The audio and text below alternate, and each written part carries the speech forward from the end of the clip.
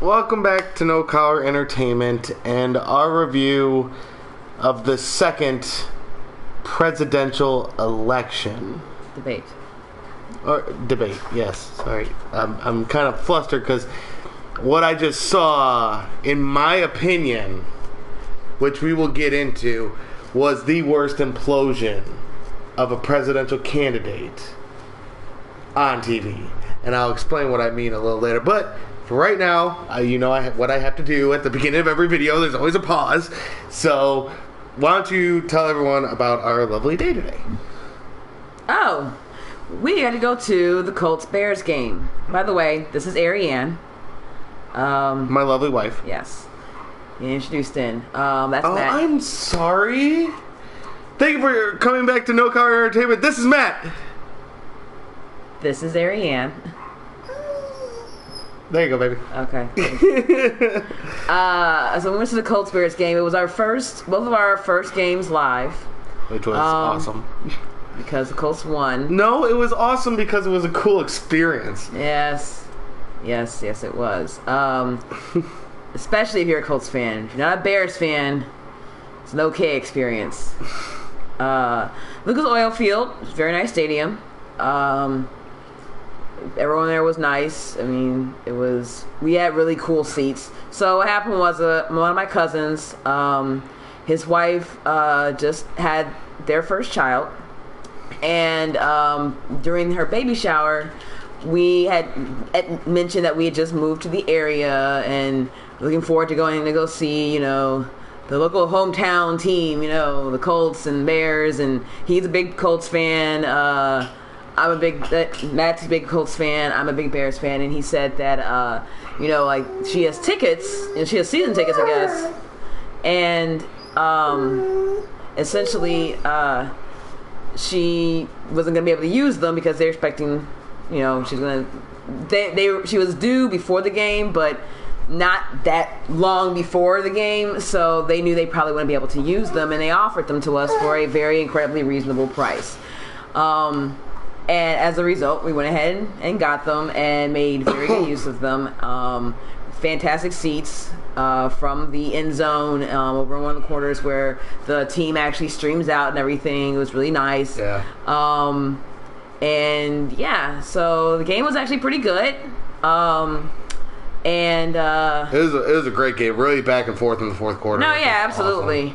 Awesome. Hoyer acquitted himself very well. I was wearing a Cutler jersey because I was trying to find Bears jersey that I have. I have that one and a Hester one, and Cutler is still technically an active player. He's not an active player when he's not injured. Sorry. I know I walked into that one, so I'll just let that one go. Oh, man. We should get started pretty soon. Yes, we are going to get started. This is the debate after all, which is extremely important, so we're going to get started right now. Just wanted to put that out there. We went to our first live football game, and it was a great experience. I believe we both enjoyed it very much. So thank you to Tim and Ashley for helping us out there and showing us now what it was like to go to a actual live football game. So, the debates. Let's start with something that happened Friday. Should we? Yes, because I think it was one of the main points opening in the debate. It's what was on everyone's mind, and it was the video from Trump, from Access Hollywood, talking about sexually assaulting women, bragging about it. Yes. Grabbing them by the pussy. This is an unedited program. I'm sorry if I offend anyone, but I'm just quoting what was said on the video. Grabbing them by the pussy, kissing them just because they're beautiful and they'll let you do it. Because he's a star. Degrading women. Went after a woman taking her furniture shopping, which is the weirdest way I've ever heard to flirt with a woman. But anyway, so he comes out with this deplorable video, and his number one defense of it is that it was locker room talk. It was locker room talk. Now, I am a firm believer in locker room talk, and I've been in plenty of locker rooms. And locker room talk, when I hear locker room talk, what it means to me is there may be some objectification of women. I will grant you that. Her ass, all her tits, all this.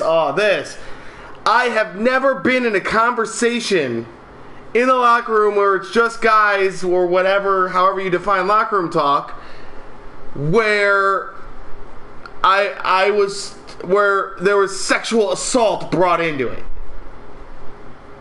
Oogling? Yes. Objectifying? Yeah. Which is not something I'm proud of, but if this is just locker room talk, I can see him just kind of glossing over it with that.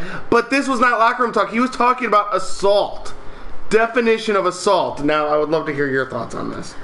First off, I just want to point out that if anyone has any comments, this is a conversation. Oh, yes, absolutely. We're having our conversation, but would love to invite people to also provide their own comments, their thoughts. We will read them on the air. Absolutely. And essentially try and involve you guys in the conversation. Also, again, if it gets to that point again in the first presidential debate discussion, we had someone who actually started asking us personal questions. We will open up for a Q&A session at the end if you guys are interested, and we will tell you even more about ourselves or our views or discuss with you on your views. Yeah, so continue. So about the debate. This has been obviously dominating the news cycle, which is rare in and of itself because the news cycle, so the idea is that a lot of times it kind of shuts down for the weekend.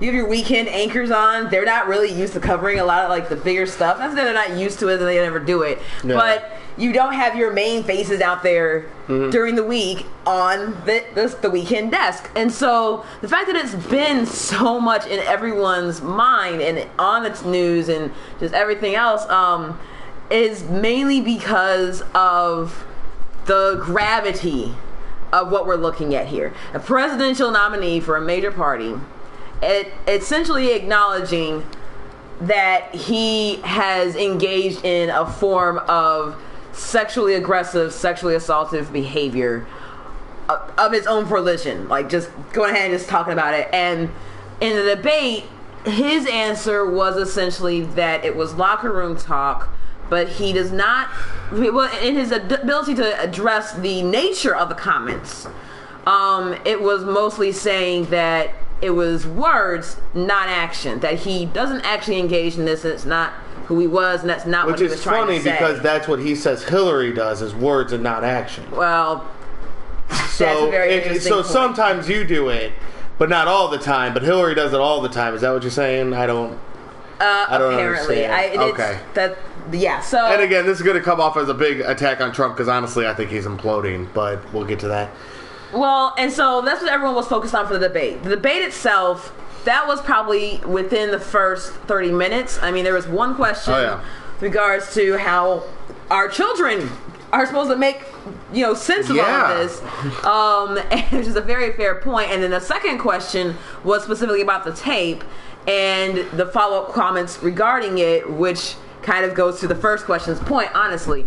But so after that point, then the debate mostly progressed into their differences on policy-ish. It was not really so much their differences on policy. It was mostly their differences on the side of the spectrum of policy in which they resided. Yeah. Now, Hillary being the career politician, very groomed and used to doing this sort of thing, and to be honest, that is part of policy making, is that you have to talk about specifics. You have to be able to say something that is that you can be supposed to be held accountable to later on when you're actually in the office, that you have a record on, and so forth and so on. And it's not going to usually be a very quick and cut and dry answer if you're really honestly thinking about this legitimately. She's going to speak more on policy with less vagary than he is, whereas he is speaking mostly on the ideology behind the policy.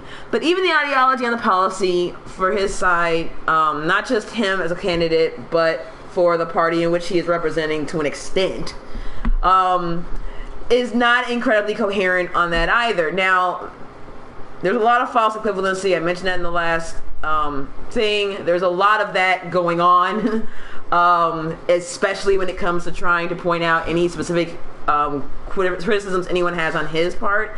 But to be fair, there is that perception in the mind of a lot of viewers that, well, hey, yeah, maybe he's not being super coherent on his stuff, but what about those guys over there? They still haven't given me specific answers because some of the things that they do say are problematic. This may not work the way you say it is, so how do you address that? And it's more or less a lot of vague, well, we hope it'll do this way, it'll work this way if everything's perfect, it'll work this way if everyone comes together. But the problem is, what happens when it doesn't? And we know that in this current environment, in this current atmosphere, that people are not really coming together in the Congress. And one of the biggest things that I, as a Clinton supporter, and I'll be just very frank with you on that, have a huge problem with her on, and sorry, my dog wants to try and butt in on this conversation, but she's not allowed to, that right now, the Congress is yet to vote or have even hearings. They haven't even had hearings on on President Obama's nomination for Supreme Court Justice. This is relevant to the debate, and I'll say why. She brought it up at some point, but my issue is that she is none of the candidates, even the ones in the Democrats, have ever said that they would actually endorse this person for their judge. Now, granted, if they're president, they can make their own choices. That's understandable, but the problem to me is, and I would love to hear this answer from both candidates, from any candidate, and probably actually more her than him, is what do you do when you have a Congress who is so antagonistic to you that they won't even do their basic job? What do you do when you have something as not simple but as basic as the Supreme Court Justice nomination left vacant, which is unprecedented, which you'll hear that word, you haven't already, got tired of hearing it, but it is not to be understated, unprecedented in all American history, that this has not been taken care of. This is essentially them shirking their duties, and I wonder if you're trying to get so many different things passed, how you manage to do it in the current climate that we are in, that does not look to be going away anytime soon, regardless of who is elected. Well, it's also the other thing of, well, let's just hold off on getting this Supreme Court justice in here because election's coming up, so let's make sure our party's guy gets in. But that's not the point. I know that's not the point. I don't agree with it. I don't agree with it. As Belichick says, do your job. Do your job. And we are quoting Bill Belichick, so you should understand how irritated we are with the situation because we would never quote Bill Belichick. No. Really.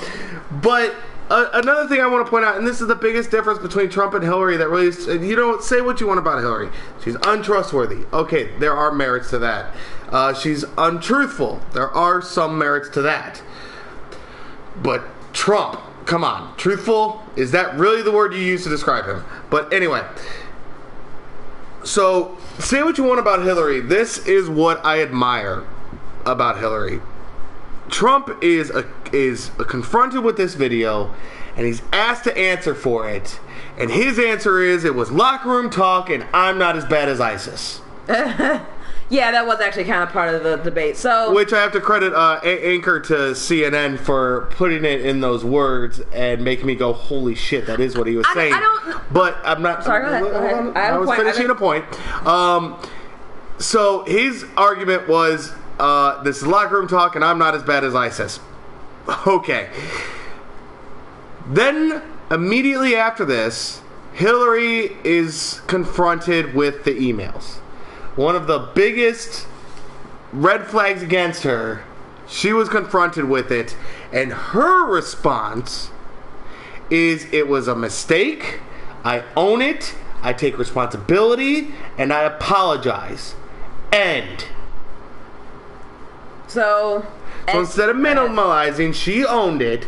Donald Trump minimalizes. Minimized. Yeah. Minimized. Yeah, that one. So, if I may jump in here, actually, no, to your point, he did minimize, but I guess if I may try to interpret what I thought that he was saying, I don't think that he was saying necessarily that he is as bad as ISIS. Maybe that is, or that he's better than ISIS, and I don't think that was the point. I thought the point that he was taking was that this was a distraction. That this was not that important an issue compared to some of the larger looming issues within our country. I understand that point, but I get don't agree. I think that this speaks to character. I think that this speaks to how one conducts themselves when is a basic human being. Yeah. Like that's pretty much it. That's pretty much what it comes down to. Does that mean that we can't look more closely at some of the things that she's doing? Absolutely not. We have to, because these are two people who are going up for the highest office in the land. We have to be able to say we looked at them both with the same amount of scrutiny, and not just that one was so incredibly laughably ridiculous that we spent so much time looking at him that we didn't give her a fair shot. Yeah. I don't want to fall into that camp. It's just that it's not a distraction, and that really needs to be the point that I wish that she had said to women voters, to voters in general. Like when people talk about how this affects women, one of the things that I really wish they talked more about was how this affects men. Matt talking about, locker room talk, about how it's affected him, or how like they've been engaging in that locker room talk, and this might be, or seem like a criticism against you. I think it might be a little bit. The idea being that in Trump's defense for himself and for people who have supported him, it is that this is what people talk. This is how people talk. And this has been my biggest problem since the whole story began. So yeah, to an extent, he is absolutely right. This is how people talk. Now, to be fair, the amount of aggressiveness in which he used, maybe not that much, but I've heard some horrible, awful shit as a woman in a room filled with men engaging in, like, I don't know about that bad, but engaging in quote unquote locker room talk. And essentially it seems to say that, well, even though I'm there, we're not going to worry about it because they're not dating me. So they don't have to worry about it. They're not trying to date me. They're not trying to make themselves look good. So they can talk however they want to talk, as if I'm not there. And that apparently that's how they talk. And I guess my issue is, if you can't talk about somebody respectfully, whether they're there or not, whether your intentions towards them are good or not, I guess the idea is that, what does that mean for you as a person? And the fact that we accept this, there's a certain level in which we accept this. Yeah, there were a lot of times that I didn't say anything. One, I didn't feel comfortable doing so, and two, this is locker room talk. I am a woman, I have no part in this, and they're not going to listen to me anyway. So the fact that this is acceptable really ought to be part of the discussion we're having about what happened with the tape on Friday. And it's almost not, because we still have to look at it in the context of an election and politics and how it plays and how it sounds and how it looks, but not what it actually means. Yeah, and that's part of the double standard in society. I mean, you can say, I'm going to grab her by the pussy and I'm going to kiss her just because I want to, and it's going to happen, and it's just locker room talk, but a girl on a 105-degree day goes into her school with a tank top and gets sent home. Right. Well, here's another thing I want to point out also. It's we were watching some of the talk afterwards, the pundits and everything, kind of trying to figure out how to interpret what they had witnessed. And one of the things they talked about was how Trump made the case and probably did a decent job of it. Whether that swayed any independent voters specifically or not, or just his base, we don't know. But the idea was that it was a war between the political class and the American people. But what I think that he embodies, and to an extent, what he's tried but not very successfully been able to do to charge Hillary Clinton with, is that this is not just about the political class and the American people. The Republicans are leaving him in droves, and the reality is that a lot of his supporters don't care, because that's the whole reason why they wanted him in the first place, because he's not a politician, because he doesn't fall in line with the rest of the cronyism in politics. They could care less that a lot of the major party leaders are abandoning him. But the reality is that it's not just about the political class, it's about actual, economic class has a play in this too. The fact that he could do this because he's a star, because he is his personality, because this is who he is, that is part of this debate as well, and that's not been mentioned. That he has this privilege because of his position as a rich, known media star. That is the primary issue right there. And what this election started out with Bernie, especially, but also to an extent, which has not been part of the newer general election with Trump, is that this is about the economic disparity, about the economic class, the differences between those who have and those who have not.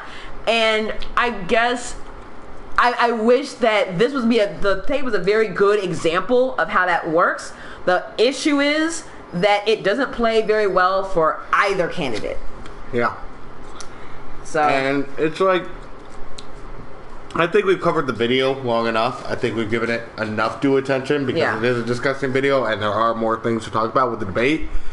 So let's move forward a little bit here. And I want to address body language real quick. That was the end of the presidential debate discussion we had last time. I want to kind of put it a little more at the beginning here is body language. And now, a lot of people may hear this and say that body language doesn't really play a factor. Well, yes, it does. Again, I'm going to reference Kennedy versus Nixon, where Kennedy, a big reason there was a big sway in the polls for Kennedy was the televised debates had just started, and Kennedy knew how to use makeup and use body language, and Nixon looked nervous, sweaty, and he didn't look presidential. That whole debate, Hillary Clinton, when there was a question by the moderator, she was center stage, looking out towards the camera, towards America. Or towards the person who asked the question. That's where I'm going. When there was a person who stood up, who had a question prepared and was allowed to speak, she would cross the stage. Wherever she was, she would go to that person and speak directly to them, which is a strong body language, but I want to focus a little bit on Trump's too. There's a lot of pacing, I noticed. Hillary was very solid. She didn't move around too much unless she was addressing a specific person. Trump was pacing, shaking his head, looked unsettled, especially early on. He kind of calmed down a little bit later in the debate, but especially early on when the tapes were coming in and the personal stuff was coming in, he looked very unsettled. He looked like he didn't want to deal with it, which is probably why he was very dismissive on the answer. He didn't want to deal with it. He didn't want to talk about this. He wanted to talk about everything that was wrong with Hillary and nothing that was wrong with him, because he does not like to take responsibility. And again, and I will ask this to you guys, and I want you to think on it, if he cannot take responsibility for something as small as he considers locker room talk, what happens when he messes up big in the White House? Is he going to be able to take responsibility for that? So that's something to ask yourselves. But also, back to the body language thing, not only was he pacing and looking very unsettled, I noticed, especially near the mid and end of the debate, he started standing over Hillary. He started standing like right over her shoulder. He was, pardon the term, he was very stalkerish. It was kind of creepy watching it, and it stuck out to me a few times. I'm glad CNN brought it up, is that his body language showed that he was trying to maybe establish some kind of dominance over her, or intimidation maybe, which just speaks to his misogyny even more, or speaks to his fear of Hillary. Either way, it's not good. And I read some of Trump's tweets during the debate. He's tweeting during the debate. During the presidential debate? Yes. Really? Yes. There were tweets. I looked at tweets at like 10:30 our time, which is Eastern, which is when the debate ended. There were tweets from 30 minutes ago, from 40 minutes ago, from 50 minutes ago. This is all during the debate. So you're tweeting during the debate, which means you're not listening to your opponent. You're not listening to the moderators, which makes total sense, because plenty of times he said, you didn't bring this up, or this wasn't addressed, and it just freaking was. Like, we didn't address the emails. That's what he said. We didn't address the emails. Immediately after Clinton addressed the emails. From a question that Anderson Cooper had asked her. And the question was directly, do you think you handled this email situation carelessly? From a voter. It was a voter who asked the question. So, again, he's not paying attention. He's not taking this seriously. He's not taking running your country seriously. And it really sucks to think about that because he has 40% of the vote. Yep. 40% of the vote. 40% of people saying that they want a raving sociopath as their president. Oh my God, I'm sorry. I know we're trying to be unbiased here, but seriously, look at the tape. Look at the evidence. Stop listening to what Trump is telling you and start thinking for yourselves. Because if you think for yourselves, you realize they're both shit, but Trump means the fall of America. Hillary, we can at least survive. Whew. Okay. So now moving on. We get into foreign policy. Which segue there. Both of them don't have horrible, I wouldn't say horrible, foreign policy ideas. They're one or the other, and there's risks to both. There's risks and benefits to both. Trump is more, let's not go to war with these foreign powers that really don't like us, and let's just, let's not arm people. Let the Middle East take care of itself is what I'm getting from him. Which is really helpful to Russia, by the way, and Syria. I'm not really sure what his foreign policy is. Because he doesn't tell you. All you can do is assume. Yeah, I guess that's true, because he went on at some length today about how it's important to not say anything ahead of time so that people don't know what you're trying to do, so that they can't then, change their plans as a result, which, would make sense if that's how foreign policy works, but it doesn't. It's a policy for a reason. It has to be actually laid out and agreed upon by multiple parties and actors, and then presented in a way, or then actually figured out so that people can actually fucking, coordinate to get it done. Now, does that mean that by talking about it, that gives some advantage to the enemy? I don't know. It's a possibility. It seems like in a very clear and cut dry way. Yeah, duh. If you're going to play chess with somebody, you don't tell them exactly what you're going to do next, because you know they're going to have an answer for it. Although when you're playing chess, theoretically, you should have multiple moves ahead of time in order to try and counteract whatever someone else is doing. In your metaphor, I would like to reference Bobby Fischer, probably the greatest chess player of all time, even though he was a little crazy. He actually would sit there and tell his opponent the entire game after 3 moves, and the opponent would resign because of it. So psychological warfare is a thing. Well, yeah, of course. And that can be a very credible way of fighting a war. Well, yeah.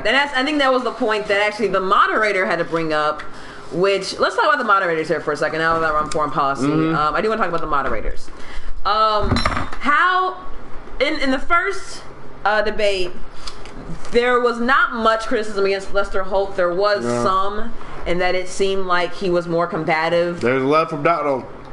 With him. I have not heard much with regards to Elaine Quijano and her performance. I felt like she did a very good job, but I've also heard people say that she got ran over. She wasn't strong enough, which is ironic, that you can somehow be too strong but not strong enough at the same time. I don't know how you do that. Which both of these moderators stood their ground against both candidates. Well, and I think the thing that I realized watching was that these moderators, they had 2 this time. These moderators are like all the other moderators have been, are reporters.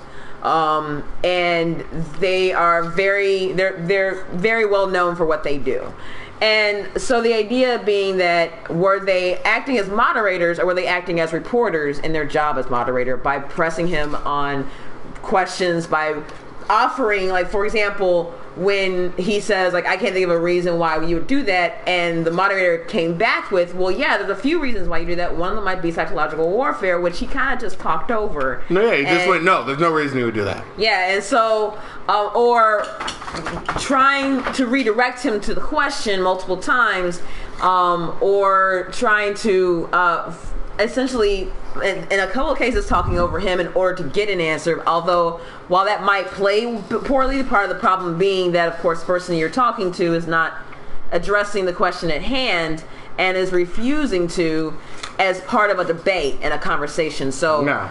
Those of you guys, I keep seeing the number of people showing up. It's awesome. It's been going up and down, we're but honored still. by anyone who comes in and Yes, decides thank they you want to join so us. much for your support, guys. This is a conversation, so if at any point you guys have comments, questions, or anything like that, please go ahead and feel free to add them to the conversation. There's a live chat right there. We will be free to discuss anything you bring up. We'd be happy to hear from other people who either support or are curious about our or disagree with us. Or disagree, absolutely. And that's a major problem in our country. And since you brought it up, I'll talk about it. No one talks in this country. There are a lot of disagreements, but no one is talking about their disagreements. It's simply black and white. This is bad. This is good. You don't agree with me, so you're wrong. That is our society right now, and that's why there's a huge divide. Cops are bad. Black Lives Matter is bad. Gays are bad. Abortion is bad. This is bad. This is bad. And you have to pick a side. You don't have to pick a side. You don't. You have to think for yourself and come up with your own ideas. So that being said, I want to go. Can I actually have your butt for a second there? Sure, rebut. There are times when I think that you have to take a side. I remember seeing, There are times, yeah. And I think that's the thing, is that people are not sure of when those times are, and which is just really disheartening.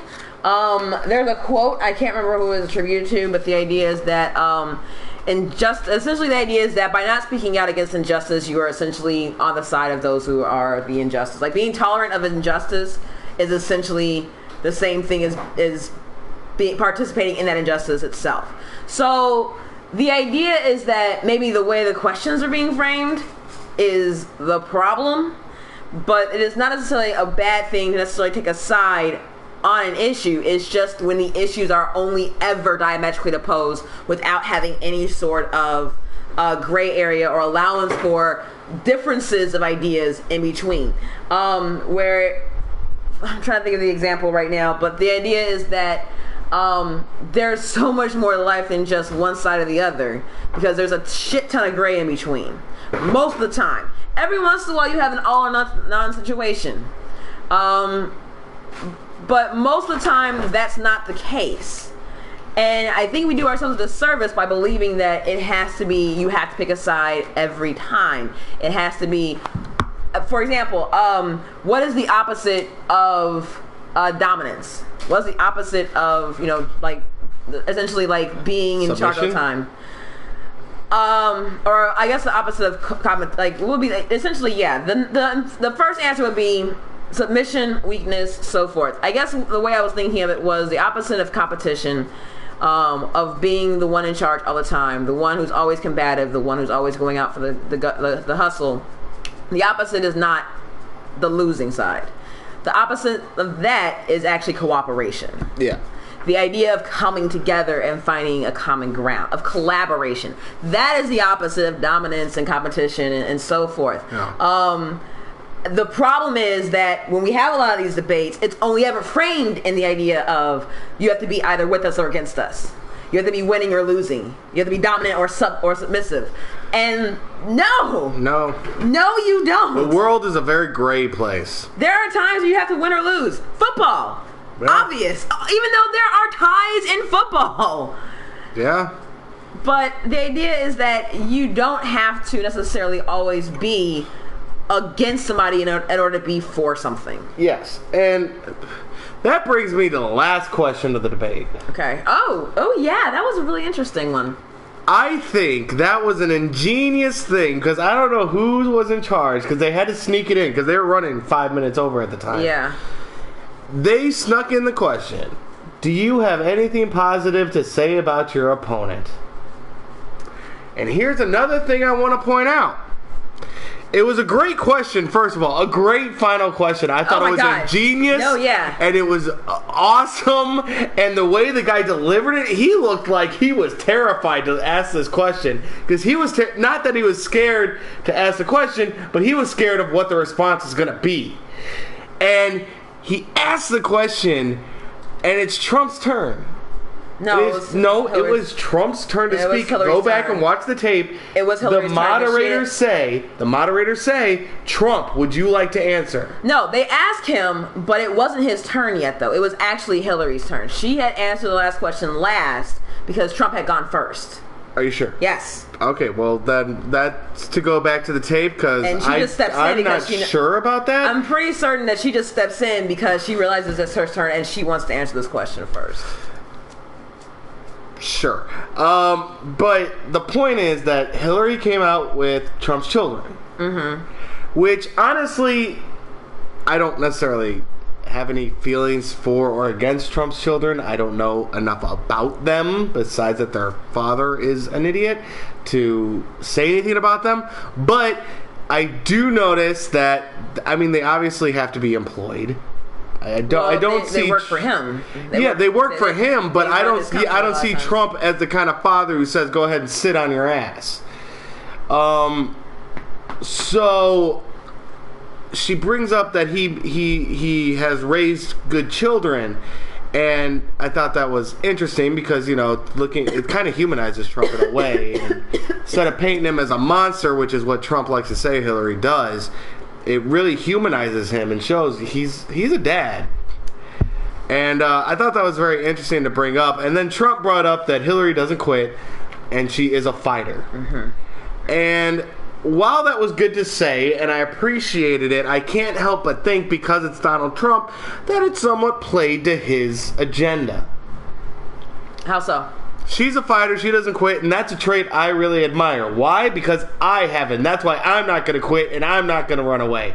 Even though a lot of people over the weekend were saying, dude, drop out. Well, and here's the thing to your point. I thought it was interesting that he could have gone that route, but he did not. Yeah. He actually did not say anything about himself. Oh, yeah, that is full assumption by me, by the way. That is full assumption by me. I take full responsibility for that comment. Both decent in doing so. Her answer was more kind of like, what's the nicest thing you can say about Cersei Lannister? She loves her children.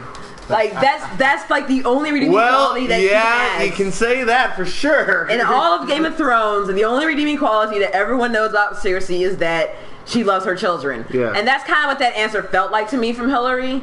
And it is an answer. It is a real answer. It's not probably that's probably actually the most truth she's giving. Is that I can't give anything better than he's been a great.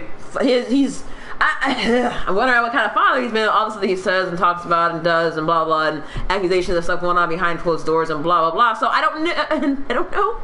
But the idea of their devotion to him, I think, was more what she was speaking of. She might have been speaking more about their capability, about their competency, about their their success. And they're standing next to him and would throw themselves in the grenade for him and so forth. And that's got to be a really important and telling mark also. I thought that his point about her was actually more positive than hers about him. That she was a fighter, that she was not because I thought, oh yeah, well obviously that's my girl, blah blah blah, whatever. The point was that sounded like something that he truly actually respected about her, that you will never really hear a lot of her opponents ever really talk about in a positive manner. That really needs to be. That's something that really she should be saying more about herself. That she's not doing it. To her opponent to say it. That next time we hear her, she's going to talk about that. And then he's going to be like, I'm the one who said something about it. She's only doing it because I said so. So great for that. Bully for him. Yeah. But, I mean... And maybe she has been doing that, but it's not been getting through which is why she still has these numbers where, yes, she's ahead today, but this has been one of those just clusterfucks of an election that you really don't know what's going to happen next, that people will come from this debate and say, who do you think won? And a lot of pundits will be like, I think it was a wash, I think she won because of this reason, but she really didn't, or I think that he won because of this reason, even though he really didn't. And honestly, I think for a lot of voters who are watching, obviously, if you were for Hillary before, you're going to still be for Hillary more than likely. More than likely. Yeah. Her support's a little more soft. Yeah. Because it has to keep growing. She's got to a certain point where she can keep it above water, but it's not solidly above water. Whereas his support pretty much is expanding, but again, his problem is the same as hers in the opposite direction. That he has support that is just underwater and they cannot grow above that level for very long. And that's really, I think, the issue of with this debate. Did they manage to change any minds? Everyone talks about the metrics, about if they change this person's mind or this demographic's mind or so forth and so on. Honestly, I don't know, but I think that they both did a good job in making their cases for whatever that means. And whether that actually influenced anyone's decision or not, I don't know. There are definitely things they both could have done better. Well, the thing that I believe hurt Trump the most, and that's the thing, is that a lot of the CNN panel that we listened to said that Trump staunched the bleeding in his campaign. That was the words they used. That he may have kind of mended a little bit of the wound, and I don't agree with that at all. I think in the first 15 minutes, he, if nothing else, cut it open further. First of all, not taking full responsibility for the comment. Right. Just diversion with the Access Hollywood tape. But not only that, he started attacking the moderators. Yeah. No, yeah. Well, yeah. Oh, you're interrupting me, but you don't interrupt her. Oh, you're doing this, but you don't do it. One, Hillary is at least addressing the issue that's being asked. You are on an issue 5 issues ago. Yeah. 2, when they interrupt Hillary and they say, hey, your time's up, she usually uses her next sentence or 2 to finish her thought. You ramble on incoherently like a grandfather telling his grandchildren about how he walked 15 miles uphill in the snow both ways to get to school, and these kids don't know nothing. Yeah. So he was out of control in the first part of the debate. He did get himself under control eventually, but I do not believe that he helped. He did not staunch any bleeding. It's still bleeding. He is still bleeding to death. This is an artery, an arterial wound, as I believe it was MSNBC used those words. Might have been. That this is an arterial wound for his campaign. And this is a really bad thing to happen, because we are about to break the pattern in history of Democrat then Republican then Democrat then Republican in the presidency, which has been going on for a long time. And it's just fascinating to me.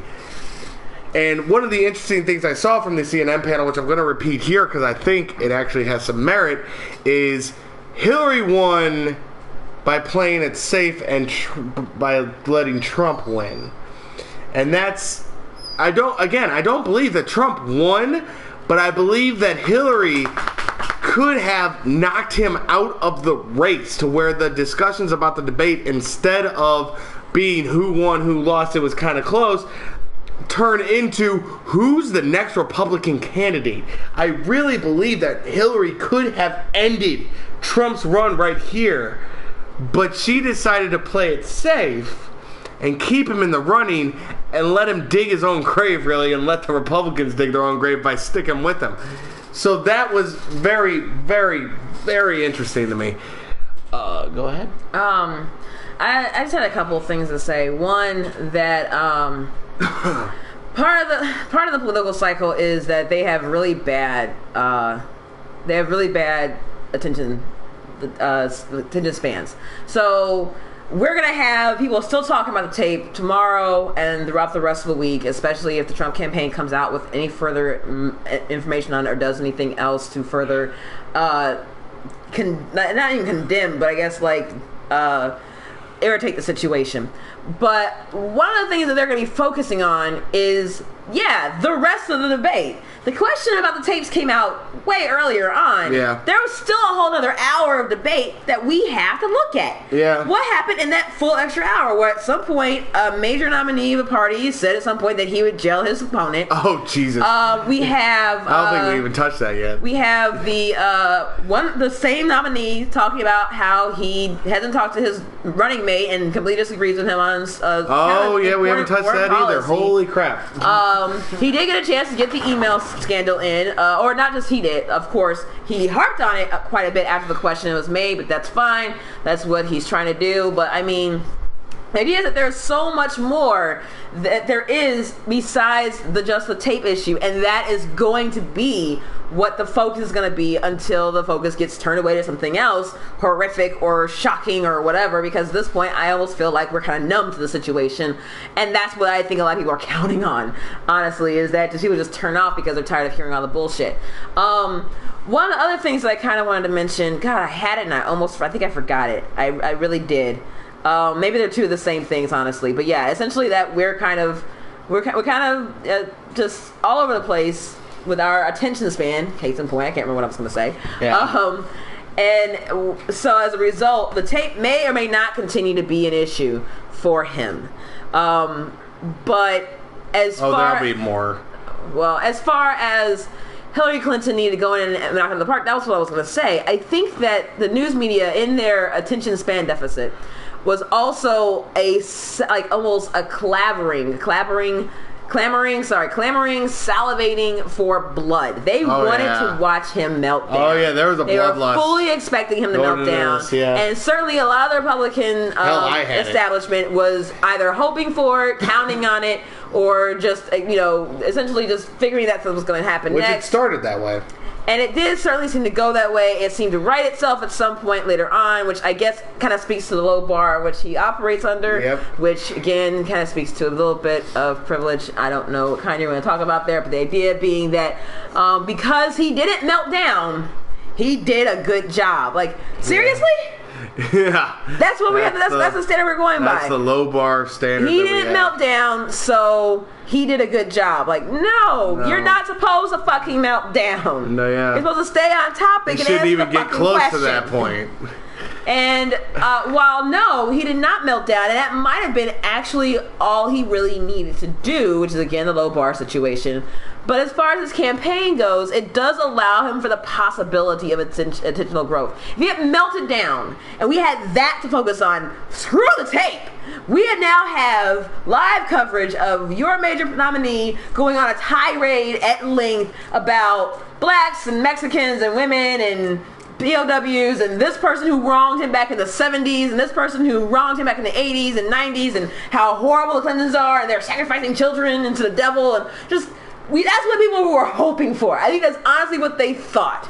And that is what they got. They got somebody who was, for the most part, back past the first 30 minutes, someone who was actually on the attack for a lot of things that a lot of people who don't like Hillary on, whether they're voting for her or not, really wanted to see.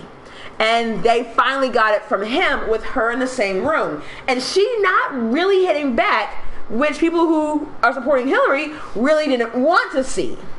Whether that helped her or not as far as letting him dig his own grave, I don't know, but she hasn't won this yet. She may have won it today before the election, before the debate. She may have won it Friday and yesterday, but the election isn't today or yesterday or tomorrow. It's in 30 days. Yep. And if 30 days is any indication, we still have a shit ton more to go before we are done with this motherfucker. Yeah. And when I say motherfucker, I mean the election. Yeah. I mean this exercise in democracy that we are all a part of. Is that what it is? That's what we call it, yeah. I do want to hit, we have about 10 minutes left, I do want to hit a couple points real quick, and you brought it up briefly, that Trump disagrees with his own vice president. And they haven't talked about the issue. What was part of your interview process for bringing this guy in as your vice president? That's a very good question. You did not discuss Syria, one of the major issues and one of the major problems that Republicans have with Obama. You didn't talk about it? What did you talk about? I have no answer for that. Exactly. It hurts. It hurts my head. It really hurts my head to know that this election is separated by 3 damn points. Well, according to certain polls, at least according to today, the election was separated by more than 3 damn points, depending on which state you're in. But overall, on average, it's separated by probably about 6 points, which is not by any stretch a great number. 6 points. Yeah, I know your point, though. With a dangerous sociopath running. I know, baby. And again, I bring up the fact if he cannot take responsibility for something that he considers as small as locker room talk and words and not actions, if he cannot take responsibility for that, the hell makes you think he can take responsibility for anything else he does in office? And the people on the other side would say that, what about Hillary? Which again gets to this whole falsification. But again, she took responsibility. She sat there. She said this was a mistake. I own it. It's my responsibility. But I guess the issue, and it won't happen again. And I guess the issue is that if that's the case, then why has there not been more prosecution on that? If you're taking responsibility, then why is there no consequences for it? That if you or somebody else, if you were Hillary Clinton of Delphi, Indiana, that you would still be freaking you'd have your life ruined, as Trump had pointed out, and this is absolutely that was a strong point for Trump. And the issue is that while there have not been enough, I guess that has not been. While there has been plenty of inquiry into her emails, it would seem like there's nothing there once you look at it, and that there's an explanation for everything, and it was within the legal parameters that she was operating under. Now, that's very hard for me to say because it really doesn't sound that way. And without actually delving through all the information that's available, and I don't mean looking through articles in the news. I don't mean watching media interviews. I mean actually looking at what the fuck the Justice Department was looking at.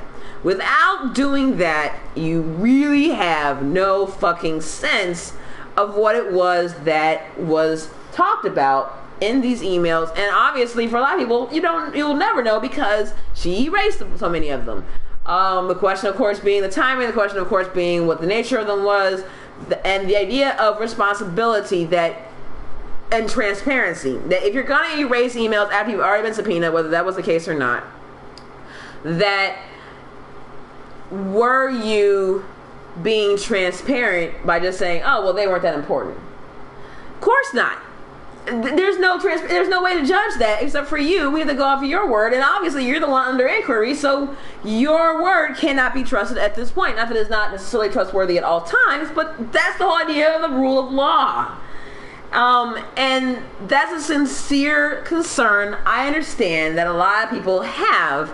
My issue, of course, then is, if your issue with transparency for her is that she erased information that she had access to, then my question for you is, do you feel the same about the lack of transparency for the other candidate? And that is... It's not a false equivalency, and it is.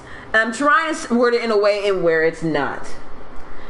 There is an issue here of trustworthiness for both candidates, which is horrific because it leaves us in this horrible situation as American viewers from having to choose legitimately between two of the least evils, essentially, is what each person is looking at it. Now, this has been American politics for probably decades, and it's not likely to change, which is a shame. But I guess the idea is that if your problem with lack of transparency is with her emails and them being erased, then my question is, do you feel that the other candidate should be held to the same standard. Which he's not. And the reality is that he has not been. And that is my ultimate and fundamental question, is that any argument that you're having with regards to not looking at her has to deal with the fact that as a political candidate, as being presented in part of office, she has a record that you can go through and look through. You cannot deny the fact that there is a record out there for her. You want to do the investigation? You absolutely can. And you can look through and see some of the bullshit or benefits that she's done to this country. But if you do that, you have to also acknowledge the lack of information that exists, or the plethora of travesty of information, I guess, that you see from the other candidate. And when you look at those two, and you have to make a decision, and you recognize that it's, don't do a temper tantrum. I can't believe I have to vote for the lesser two evils. That's how American democracy is right now. Until you yourself, as a saint, go up and run for an office somewhere and decide to change the nature of politics itself, then this is what we have. This is honestly God what we have. And we should expect better from our elected officials, but until we hold them to standards, we're not going to get any better. And part of that is being a part of the process. So let that go for a second, that we're going to have to be voting between two less than perfect candidates. And that's putting it mildly. Ignore that shit because it's just a reality. Well, we have 5 minutes left. Again, if you guys have any questions, we will open for Q&A after the final points. Yeah, Q&A, comments, discussion. Please, there's a live chat box right at the bottom of the video. Type in, let your thoughts be heard. Please. I have the box there for a reason. Because not only do I want to see them myself, I have that box on the side because I can choose to get rid of that and not let anyone see your comments, but I want to see your comments. The world needs to see your comments, so please go ahead and put something in. But some of the last points I wanted to hit. First of all, Gary Johnson. Do we have to? Yes, and here's why. Because we have been sitting here for 3 podcasts now. 5 or 4 if you count the one I did on my own. That we have just talked about Democrats and Republicans, so let's talk about the independent for, I will give him 2 minutes. No, I'll give him 30 seconds. He doesn't know what Aleppo is. To be fair, a lot of people don't. But should our president? Yeah. No, yeah. End of discussion. Okay. That's what I think about Gary Johnson. He doesn't know about the problem in Syria, which is one of the main issues in this presidency election, candidates, whatever, fuck all. So that's what I think about Gary Johnson.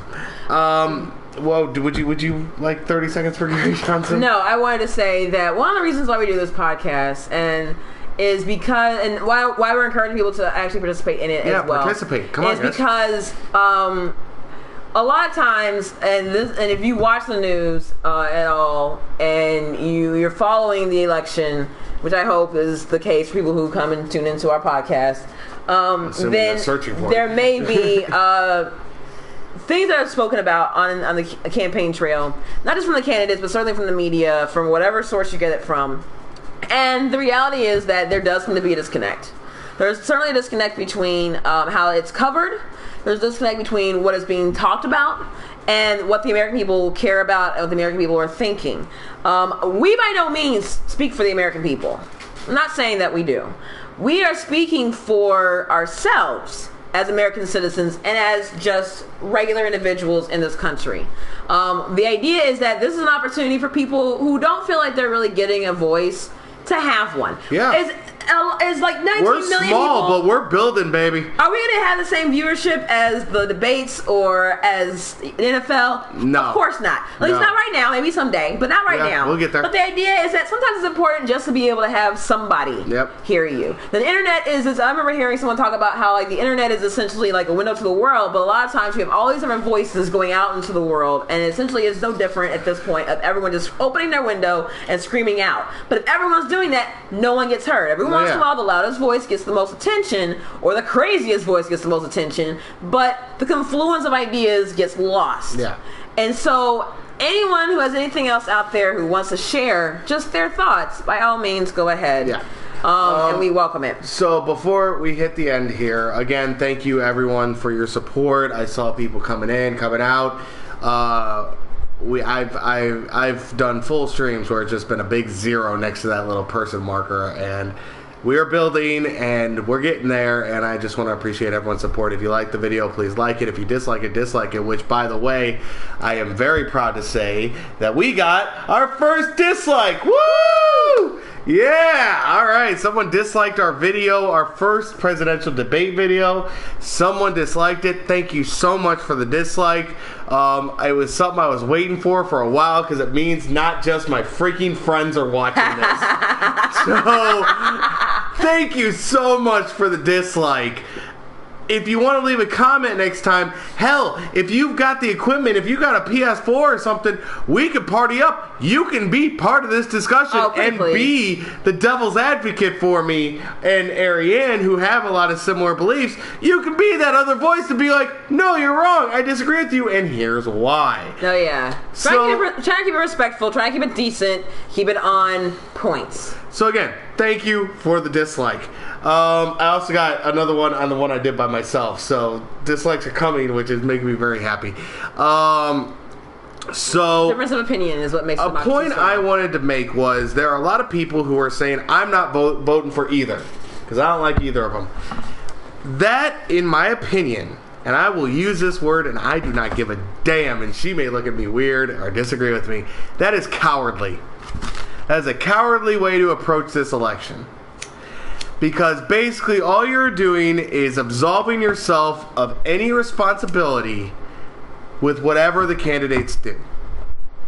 And because of that, this is a close race. Because any sensible human being, I think the gap would be a lot bigger if every single person in this country voted. Well, of course, we're able to be registered voters, but if you're going to vote for, and then there's other people who say, well, then I'm just going to vote for Johnson. You're voting for Johnson because he's not on the media and you don't hear about him. Well, that's not just it, but hello, Byron. Welcome to the cast, and we will get to you in less than a minute. If I may say something real fast, though. You're saying about not voting, and I had something I really did. I said it was cowardly. Oh, okay. I think that it's important to remember that I wouldn't say it's cowardly, no. I would say that it's unwise. And while it's important, a lot of times people don't like the idea we have a two-party system because it really does limit our options. It does. There's just no way for two parties to be able to account for all the different views and opinions that exist within this great nation. And as a democracy, you have to do your best to try and do so. Otherwise, people get left out and can potentially be oppressed as a result. But so I don't think that the reason why I don't think that people should be not voting is because essentially what you're saying, like he said, you're abdicating your responsibility as a voter. Huh, okay. And the worst part about this election right now is just that. I remember watching a thing, PBS documentary, blah, blah, blah. They're talking about like the 1984 election for Reagan versus, I forget who the hell he was. I think we need to get to Byron here because he's making points. We will. I promise. Yeah, and we're getting to you. Give us just a few minutes to finish our point. We are getting to you. And so one thing they talked about was that when the campaign tends to be negative from one side or the other or both, and it's overwhelmingly negative, people tend to tune out. And that is when you see lower voter turnout. And I think 84's election was actually one of the lowest voter turnouts that they had recorded up until that point. I don't know if it's been topped since then, but the idea is that it was one of the most negative ones, and we don't really hear about it a whole lot. And when that happens, you think it should work more for one side, or it should work evenly. So if 90% of the people don't show up, then 10% is split between the two people who are left. But that's not what ends up happening. What ends up happening is that everyone who would have voted otherwise feels that they can't make a decision because both candidates are so disagreeable, they won't make a choice. And more than likely, there is still a perception that one of them is weaker than the other. So those people who feel like the one that they think is the weakest, who might have been the person they would have voted for otherwise, they don't vote for. They can't vote for the other guy, so they don't vote, which means that you now have a skew in that remaining 10%. Yes. It's not going to be even. Yes. Now, I'd like to get to Byron here, who asked the question, what if you're an anti-federalist? And honestly, I had to look it up. Okay. I can't lie about that. I had to look it up. But I looked it up, and I see the problem with it. And not that I disagree with it. It's basically saying that the state government should have more power more power, and the federal government should have less. That's what an anti-federalist opinion would be. Yes. Yes. So, while that's good in theory, the problem is that we will never have an anti-federalist president because, one, the Congress, I mean, they're never even going to acknowledge an anti-federalist running mate because that hurts their power. Two, you will always have the scare campaign of the Civil War. You will always have the scare campaign, and it will kill them every time. In my opinion. Also, you said that you think we are a democratic republic, but our federalists push that we are a democracy. And I absolutely 100% agree with you. I've said this before to you in private, that we are a democratic republic. I think I've said those words to you. Or I've said we're more republic than we are a democracy. Yes. And that's absolutely true. But the reason I tend to lean towards Democrats, there have been a couple Republicans in the past who have made me go, don't get me wrong, but I believe that Democrats are the closest you're going to get, just because of the majority vote. But the other thing is you're an anti-federalist. That's great. I support that. I completely agree with I agree with your views, and this is why, because America is land of the free, home of the motherfucking brave. This is a country where the Constitution says that every man is created equal. I believe that needs to start being interpreted as all of mankind needs to be created equal. It's not about whether you're man or woman or gay or straight or anti-federalist or Democrat or Republican or Muslim or Christian or Jew or whatever you are. The point is that this country was made, we were called the melting pot. And I say were purposefully because here are these people saying, throw out these refugees, get rid of the illegal immigrants, get rid of everyone who doesn't belong here. We didn't belong here. Us of European descent or African descent or any other descent did not belong here. This is not our country any more than it is theirs. This is a country that is a melting pot that deserves all kinds of races, creeds, and cultures, and that's what makes it so beautiful of a country. And that is the vision and the dream, the American dream, that honestly I agree with Donald Trump that it's dying, but it's not. Donald Trump's not going to fix it. He's not the person to fix it. We have lost our melting pot ways. We have lost our welcoming arms because of horrible events like 9/11, and I guess you could go back as Pearl Harbor and racism and all that other stuff. And I know you have a point, sweetheart. I'm sorry, I'll finish up here. But we need to get back to the point where we are more accepting of other people's views, beliefs, and cultures. Okay, so I'm going to jump in here Go ahead. right now because I'm going to explode here in a second. Jump it. So I'm going to speak to Byron's point first, and then I'm going to speak to yours. Great point, Byron. No, yeah, Thank absolutely. You. Thank you. And it kind of takes me back to like high school civics class and trying to remember Federalists or Republicans, which one were which. Okay, so to your point, anti-federalists, yes,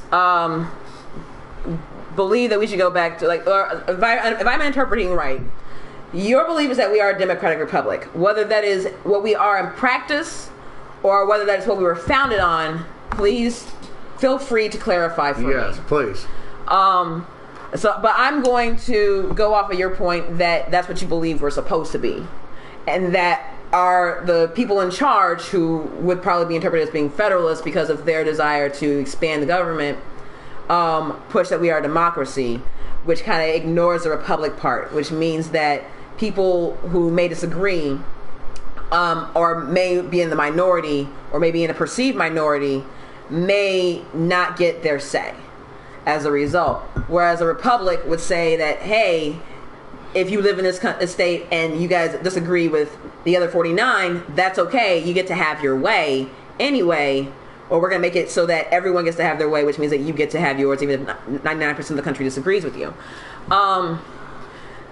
Back in the original founding of this country, going back to civics class again, this has been the basic disagreement that even our founding fathers couldn't figure out. Oh, hell yeah. And we're still trying to figure this out yeah. 200 plus years later. Oh, yeah.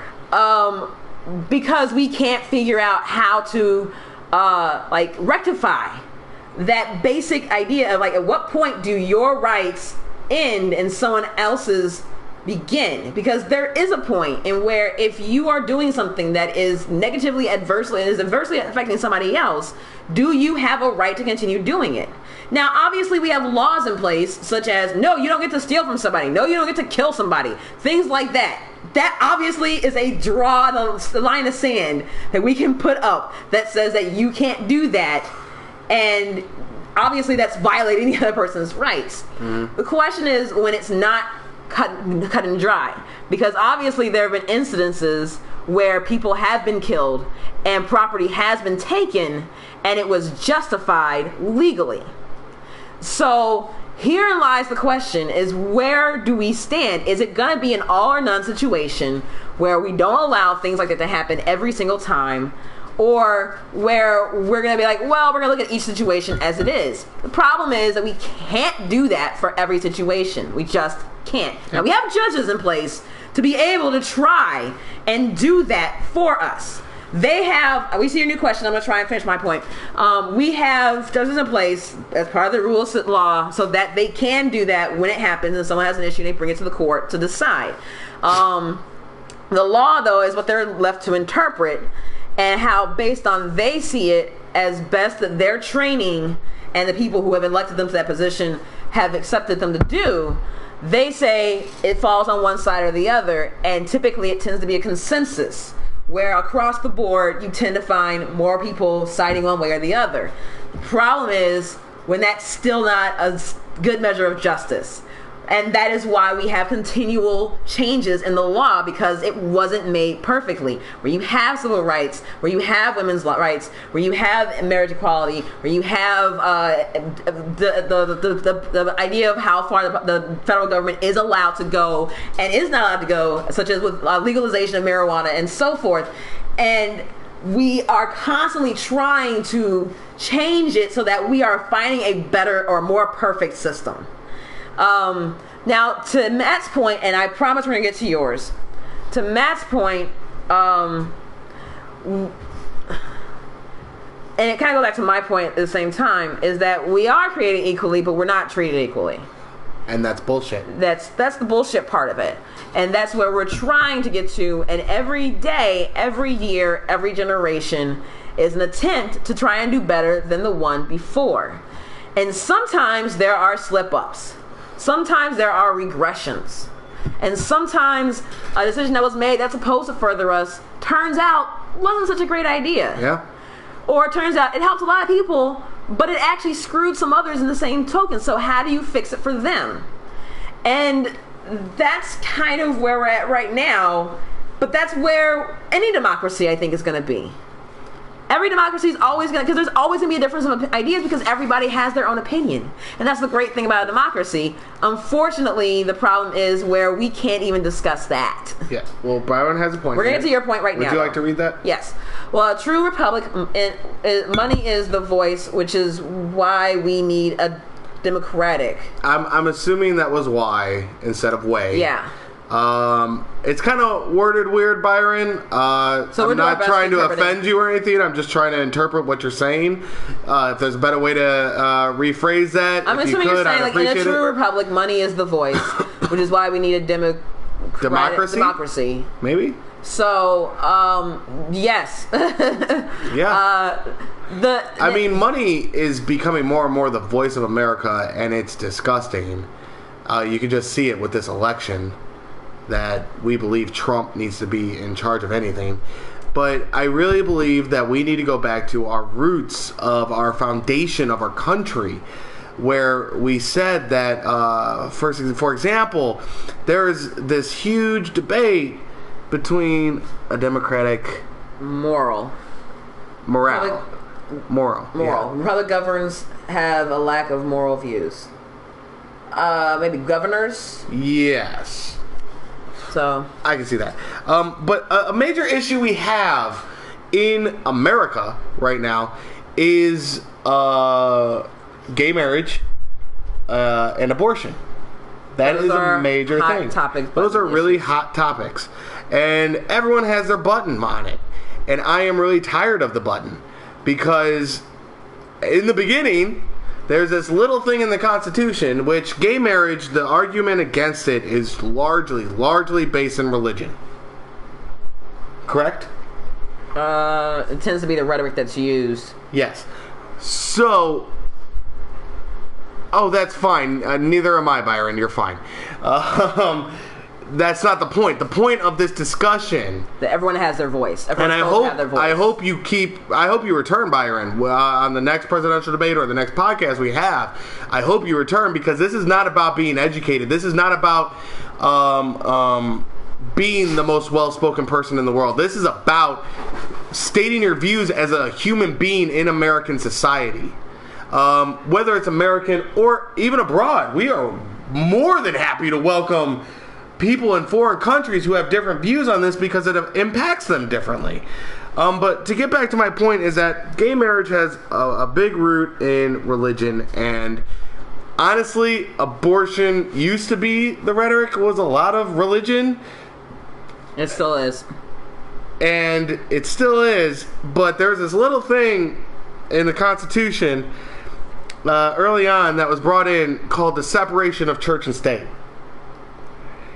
If you are a true politician in America, in my opinion, then while you may have your personal beliefs, and you are entitled to them, and this is something I really respected about Kaine in the vice presidential debate, because I was not a fan of Kaine's performance. I did not think he did well. I think Pence beat him. But the one thing I really respect about Kaine that really got me really liking him was that he said that there was things that he didn't believe in personally, but as a governor it was his duty to enforce the law. Find what in the Constitution, by the way, the amazing Lucas. Is there no such thing as separation of church and state in the Constitution? Am I wrong? No, it's in the First Amendment, I think, actually. Okay, it's in the amendments. Yeah, that's part of the Constitution. The other extremely important part of our country. The point is that there is something about the separation of church and state. Don't worry, we'll look it up. Yeah, she's looking it up right now. Yeah, that's what he's looking for. Yeah, that's what we're looking for right now, Lucas. So thank you for joining the discussion. Oh, yeah, absolutely. We're going to go back to Brian's point. Oh, we're idiots. Cool. Thank you. We're going to go back to Byron's point first. Thank you. Yeah, we're going to go to Byron's point real quick. But Lucas, we'll get to your point. I love trolls.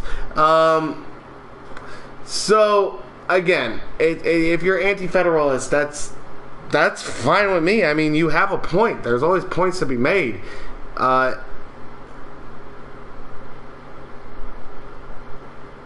There, the First Amendment. Yeah. Well, he's asking, so... He's asking her. Go ahead and finish your point, baby, and then we'll get back to it. It was actually a letter. Go back to your point, baby, and then we'll get back to it. Point is, if you're anti-federalist, you have a point and you have a voice, but they really don't have a voice in the election, which may not be correct or right, because obviously all voices should be heard in a democratic election. But I mean, it's your decision, and I think it's something that maybe you should speak out on in your local town hall, or why not? You may not be very educated, but why not put your name in for running for city council, or trying to do something in your community to show your views and see what people say about them. So we're getting to this church and state thing because we're idiots. So we have to use Google. So looking for the actual wording for the First Amendment. Yes, it was referenced in a letter or something used by Thomas Jefferson and others expressing an understanding of the intent. So this gets into the interpretation of the Constitution, which is one of the first crises that our country faced really, really, really early on. But the idea is that if you read the First Amendment, and I'm going to jump to it real fast, known as the Establishment Clause and the Free Exercise Clause exclusively, Congress shall make no law respecting an establishment of religion or prohibiting the free exercise thereof. That's what the First Amendment says. Let me read that myself just to make sure. That the idea is that the interpretation of the as it being church and state is that Congress shall make no laws, and where the federal government then says that we are in favor of one religion over another, nor are we going to necessarily discriminate or necessarily keep somebody from being able to practice their religion. So in the amendment, it says that you cannot make a law based on religion. And that is the interpretation. In layman terms. In layman terms, because obviously you're going for because if you're making a law, he said that is not, Lucas, the amazing Lucas said that is not the same as a separation of church and state. So, again, this might be a matter of, it actually has something to do with the separation of church and state, because if you're making laws based in religion, then that is not separating church and state. So, in the very literal term, it is. I guess the idea is that the law was interpreted, or it was originally written. The amendment was originally written with the idea in mind that someone could not make a law that would then allow them to benefit specifically because of their religion, nor would it allow them to discriminate somebody based on their religion. Now, nor would it say that we are essentially forming a national religion either. That would be the biggest idea, because you have the Church of England, which is where everyone was coming from Britain. I like this. We're getting a heated debate going here in the chat. This is awesome. Is there any way to scroll back up to whatever Byron was saying? No. It was saying something about taxes and gay marriage. So. He said taxes and benefits should be placed on marriages. I forget the ending, so if you could retype it. Sorry, Byron, we lost your point. Okay. You gotta scroll up. Yeah, we'll get back on it. But amazing, Lucas, I want to ask Byron. I want to get to this real quick. No, that's fine. Yes, there is no on the separation of church and state. That's right. That's right. That is not... I don't know how you came across this, but I'm glad you did. I hope you subscribe, and I hope you come back for the next presidential debate and disagree with us some more. We are completely for it. Now, there is no law about separation of church and state. Yes, that is correct. I'm not saying that there's a law. There's no... There is no law specifically stating separation of church and state. There is an amendment in the Constitution, the very, very first one, that allows for the freedom of the press, the freedom of religion, freedom of the right to assemble, and there's a fourth one in there too. Sorry, I'm so terrible about this. But the idea is that you are able to practice, but the government cannot necessarily benefit you based on that practice, nor can they discriminate you against it. That means that they cannot make laws either way. Yeah, my point was that whether it's a law or an amendment or in the Constitution, no matter where it is the fact that it is a very correct way to approach this country, considering the fact that we consider ourselves the freest country in the world, and yet gays can't get married, or a woman can't choose what to do with her own body. That is what's wrong with this country right now, is that we are getting further and further away with the divide in this country, with racism, gay marriage, gay discrimination, all the discrimination just across the board is a problem, because this is supposed to be a country where you, Lucas, or me, or anyone else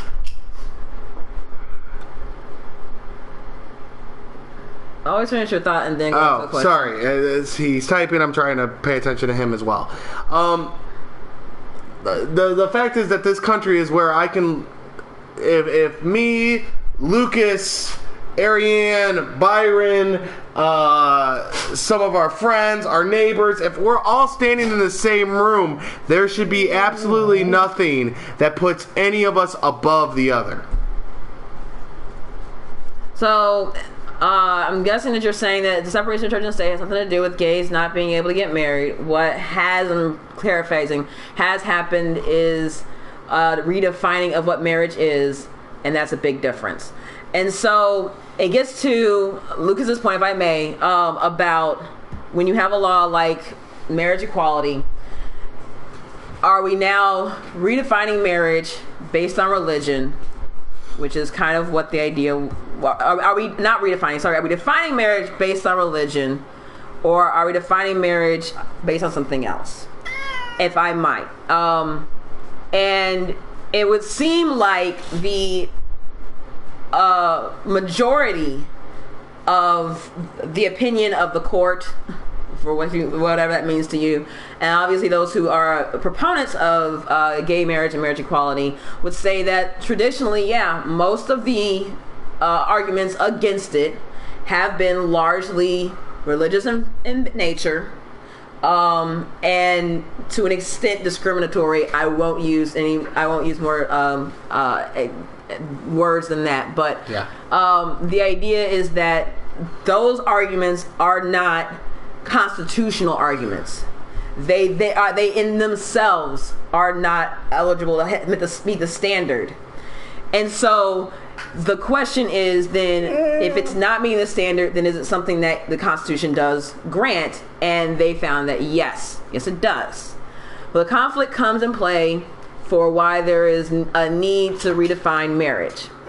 There's a need to redefine marriage, because marriage, I guess for me, if I can jump in here, the idea is that, for my question for those who I don't know if this is your point, Lucas, or if you're just asking based on the constitutionality of it, which is fair. If it's about redefining marriage, that my question has always been, but marriage has always been in a state of redefinition. At some point, it was just for property. At some point, women, you can get married multiple wives. In different countries, they have different standards with regards to marriage and the age of consent and so forth and so on. Marriage means something different to them, taking the last name, so forth and so on. The tradition of marriage in general is viewed much differently to them than it is for us. And now, while you might say that that's a different country, that's a fair point, except that if you're talking about something as large as the notion, the institution, as it were, of marriage, then the issue becomes that it's not just something that only has ever affected Americans since 1776 or 1789 or whenever the Constitutional Convention was. It's been affecting humans for as long as they've been practicing it. So if we're going to look at that, then we have to look at everything in the history of marriage and the current trends. And the idea is that if we're going to now view marriage as no longer something that people have to remain in for all of their lives, because people do get divorced, that it doesn't necessarily have to be between what this arbitrary standard, I don't say arbitrary, but the standard that it has to be for procreation, which it hasn't always been either, and it isn't necessarily for right now, even amongst straight couples, then I guess the idea is then what becomes your argument? If it's not part of a definition, if it's not meaning to test in other ways, then how then can you justify now allowing two people who, for all intents and purposes, seem to have every intention of maintaining that commitment to each other, not only get the benefits of being married, which is really what this is about, but also be allowed to do so. It's not about man and woman, which brings me to the point that Amazing Lucas just made. And marriage is a ritual for Iron Beauchamp. The Amazing Lucas, we totally agree. The Amazing Lucas said, but it has always been between a man and a woman, so that's a moot point going back to Byron saying marriage is a ritual. That's not entirely true, because it's been between a man and a woman and a woman and a woman and a woman. It's been between a boy and a girl. It's been between a man and a girl, a woman and a boy. It's if you're talking about just gender or just physical sex, then up until the last couple of years, it's only been between those two. But and that's the point I was going to make, is there was a time where in America, if you ask someone to define marriage, they would say it's between a white man and a white woman and a black man and a black woman, and anything else is wrong. There was a time where that was the culture we lived in, which obviously you guys are new to this stream. Ariane is African American, I am Caucasian, and this is a serious point to us, because there was a time where we wouldn't be allowed to get married, and the arguments for that case were the same that are being made today. Exactly. So since that one was proven to be unconstitutional at that time, then how are the arguments that are still being used today any different? And a man and a woman, that's usually something pulled out of the Bible. Well, and the point being that no, it's not pulled out of the Bible. It's just out of human history. However, that's my point, the Bible, isn't it? I don't remember. The point is Google. The point is that the Bible says a lot of things. No, the point is that to Byron's point originally, and hopefully he's still with us, marriage is a ritual. Absolutely, you can't compare those two. Absolutely, you can. Marriage is a ritual in that it is two people who are saying that they're going to be together forever, come what may.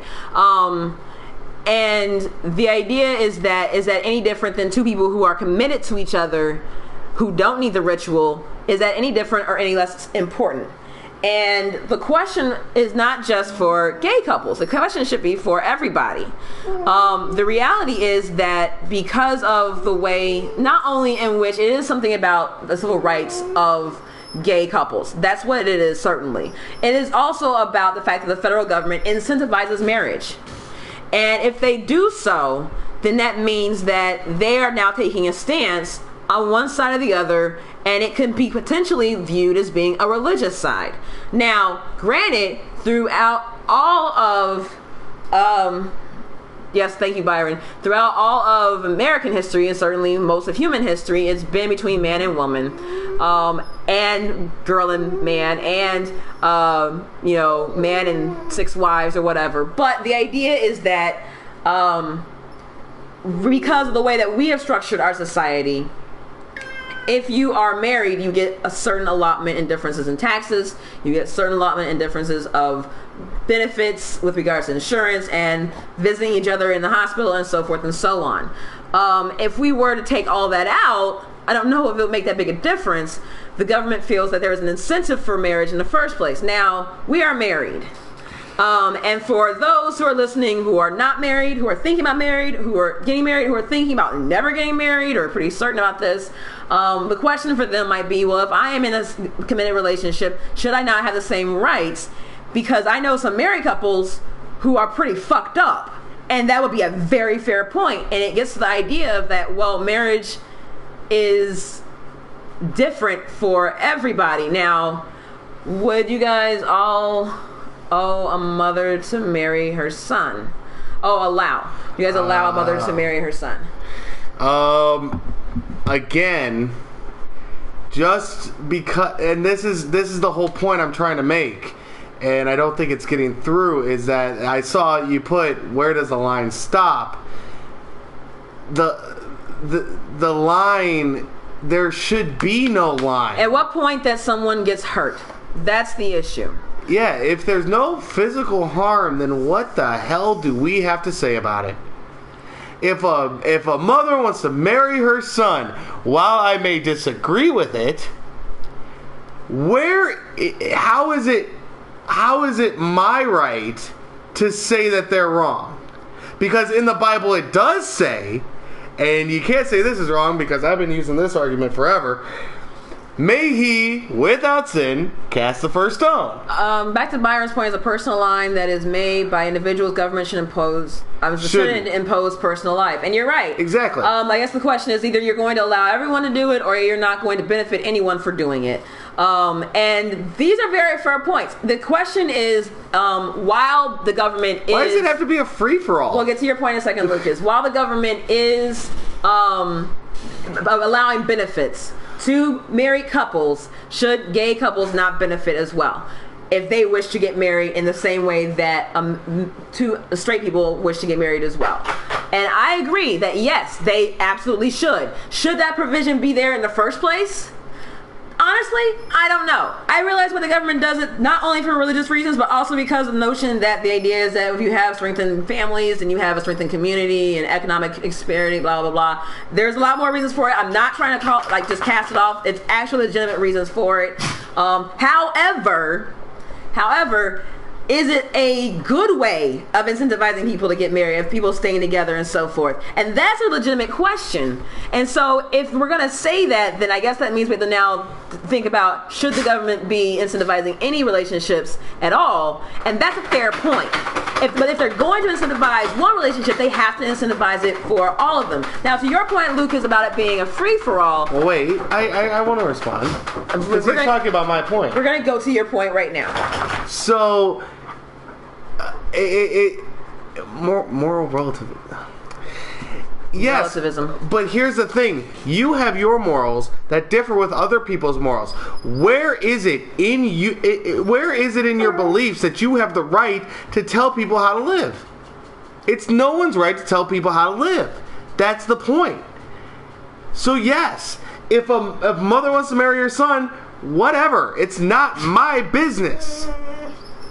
The reason why there are certain it's illegal is because it may hurt the child of that marriage because the DNA is too close. So the idea is that, though, you're assuming that they would have to do it anyway. If it does not harm anyone, and that's including future children, because in a marriage it is commonplace that you may have children. And before you go to gay marriage on that does count adoption. So if it doesn't harm the child... Finish your point, maybe, and then read his question. So if it doesn't harm anyone, then what's the problem? And again, and you said, actually we do, it's called the law, many of which... stems from the Ten Commandments.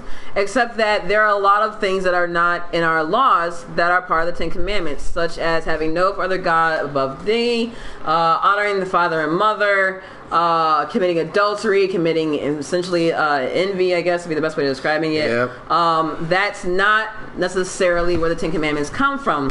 The notion of morality is not strictly rooted in religion, and especially because it is universal across multiple cultures, and having some basic knowledge of, hey, we're not going to do this to this person. But there are disparities between all of those, and we're like, well, we can do this, but this religion says that we can't do this. So the idea that was based on the Ten Commandments is not entirely accurate, and also goes to the point of the fact that because as the Constitution states, that they cannot make any laws that necessarily are benefiting one religion over the other, they can't take the Ten Commandments and then not also take Sharia law. And of course, no, yeah, we're assuming that he's assuming that they would have children. No, obviously, and I'm going to talk to his point.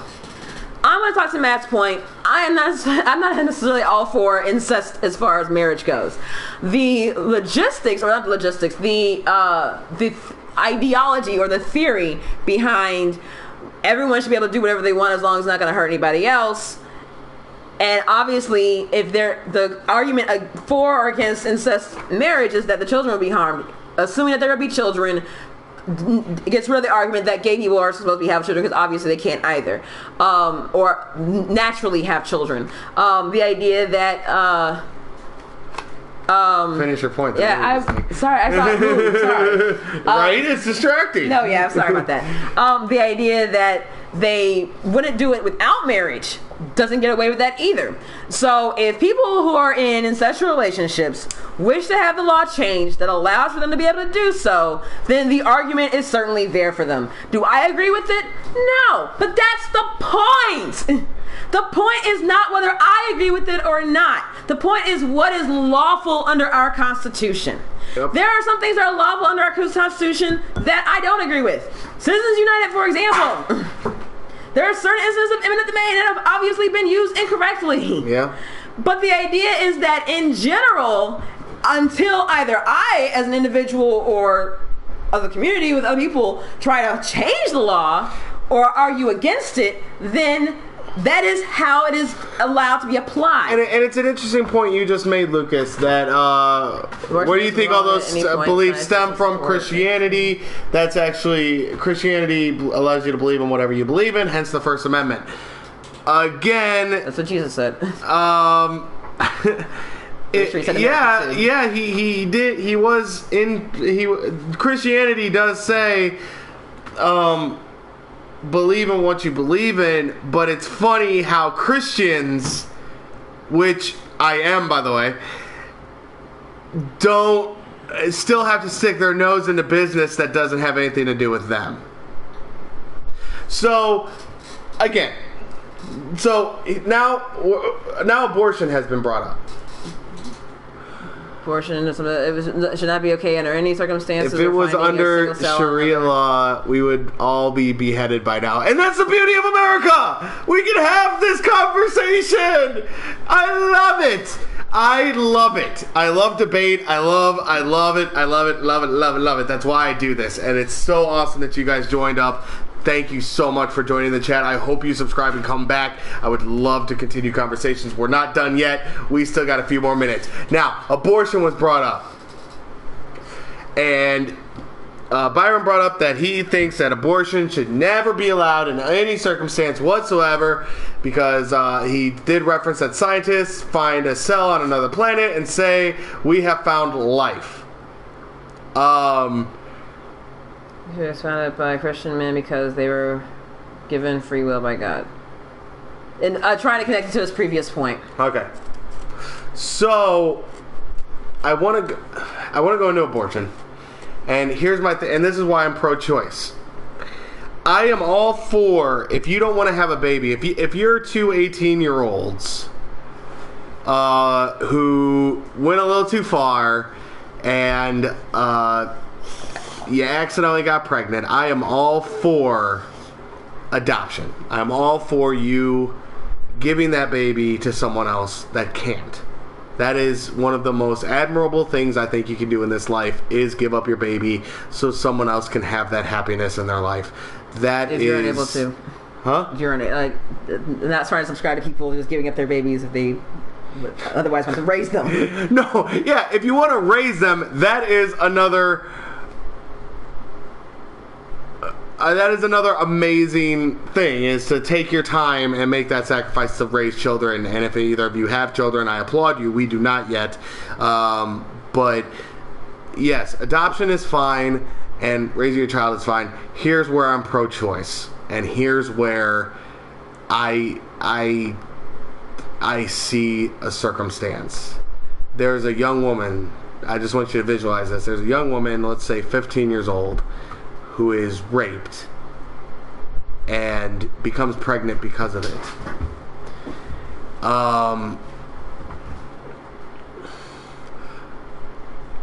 And a lot of people will still say adoption, adoption, adoption. You shouldn't have to live with that child. Yes, but they still have to live with 9 months of carrying that child, and every time they have morning sickness, every time that baby kicks, every time they have to go have a doctor's appointment, every time anything with that baby happens, which is a lot in that 9 months since it's inside of you, that is just reminding you of that day over and over and over again. It is the worst kind of hell I can imagine for any woman in our society. And I really have a hard time faulting any woman who chooses abortion in that circumstance. The solution to abortion is simple: adoption, and that's what his point was originally. I believe in abortions. If you want to kill your children, by all means, do it. More room on this planet for my beautiful children. Okay, and well, the counter argument to that would be there aren't many great things that stem from horrible circumstances. Why kill the child for the? I presume what you're going to say is for the circumstances of whatever. I want to jump in here. And it's not easy, because the reality is, I don't think there is a right answer to this. No, there isn't, and there is. The issue is, this again gets into what Byron actually said way earlier about being Federalist or Anti-Federalist, and the point being that I brought up in reaction to that was that from the inception of this country, we have had a hard time trying to define that line of where my rights begin and someone else's ends, and that this is speaking very clearly to that.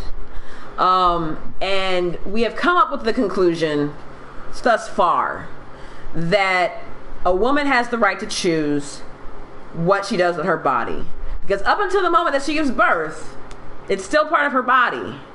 It might be another form growing in there, however, it cannot survive without her, and it cannot survive for the most part up until those 9 months. Now obviously preemies notwithstanding, that's one thing. However, assuming that we're going the whole 9 months or to whatever point the fetus is viable, she can't, that fetus cannot survive without her. In the meantime, it is now drawing resources from her, not only physical, not only physiological, but also economic as well. And while yes, adoption is an option, the issue is that it has not been an option for too many children. There are plenty that are still in our foster care system. Adoption is not going to be in their cards. So the question becomes, what is the least harm? And that is a horrible argument to have to do. That is awful. No one wants to talk about that one, and no one really has a very good, coherent way of doing it without sounding like a jackass. And I realize I have to sit here and make that argument. But what I would love to try and figure out how to do, and I can't read all of your comments. I'm sorry. I'm trying to. Yeah, we're trying to keep up. So Matt's going to read them for me when I'm done talking. Yeah. And so what we could do is reproductive health and education, so that people are making better decisions with regards to avoiding unwanted pregnancies. But then you still have those where after they become pregnant, they can no longer have the child, either because of the circumstances have changed, that adoptive couple backed out, the other person said they're going to be there, they're not, they're experiencing significant health problems as a result, and it would be difficult for them to carry the child to term. Maybe not necessarily impossible, but obviously in some cases it would be. Or it would be, and then the child would be so adversely affected that their quality of life would be incredibly impacted negatively. And so then the question is, well, what do you do in those cases? Do you subject the mother to additional stress and anguish as a result of having to deal with this? Do you subject the child, the life, however it is, either in the womb or once it is born, to whatever negatives that come along with whatever health problems they're having, and obviously having lived in a world where no one wants them, and so forth. Now, we all know that there are stories of people who have been adopted and people who have been in foster care who have had fantastic, wonderful, remarkable lives. Yep. We also know that there is a certain segment of our population who don't. There are certain segments who never go into foster care because their parents are there for them, but just as much as the minimum allows, and sometimes not even then. And so my issue is that I believe that if we did more to prevent unwanted pregnancies in the first place, if we gave more support to women and families and men to be able to support these children coming out, to feel like they need to be a part of the solution, to feel like we should take more time in our decision to have a child or to engage in sexual congress in the first place, and to take those additional steps to protect ourselves, both, then I feel like there would be less of an issue with abortion in the first fucking place. Yes.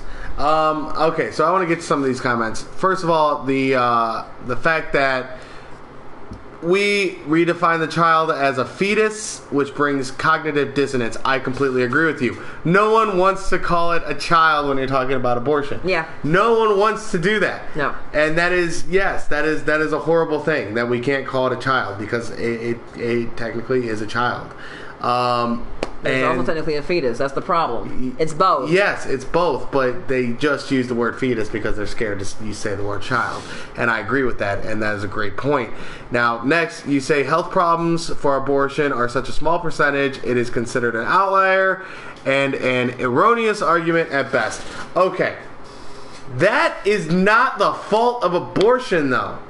And here's the thing. That is a reasonable point that you made. The fact that it's a small percentage speaks to the horribleness of human beings. I'm not sure what you're talking about. That they took this way out for people with health problems or people who have been raped. They took this tool, I guess you could call it, and use it to their own benefit because they're afraid to raise a child, or they weren't ready for a child. They were just ready to have sex. They weren't ready to have a child. Well, you know what? If you're ready to have sex, you're ready to have a fucking child. And that's something coming from me because I was having sex way before I was ready to be a parent. But the point is that I have so many issues with that, so just finish your thought.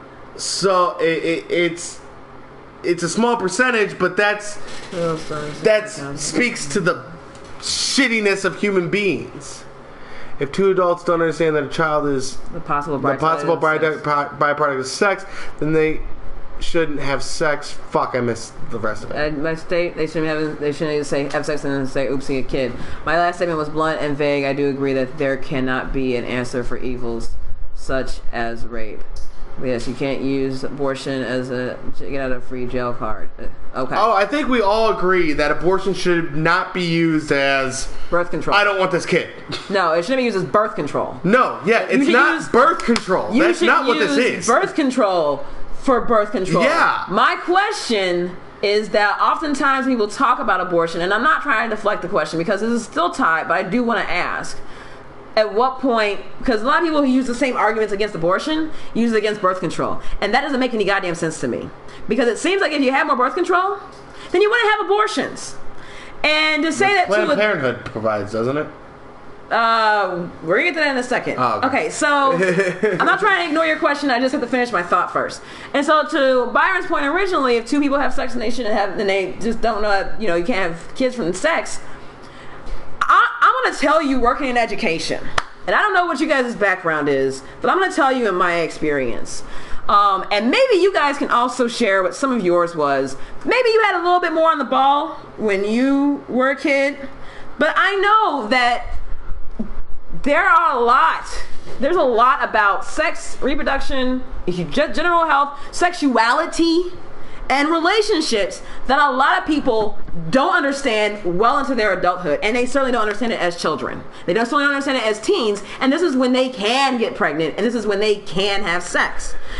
And so I'm loving this conversation right now. And so yeah, I really like Lucas. I hope you come back, man. My issue becomes and Byron, both of you guys. Yeah, no, thank you guys both for joining.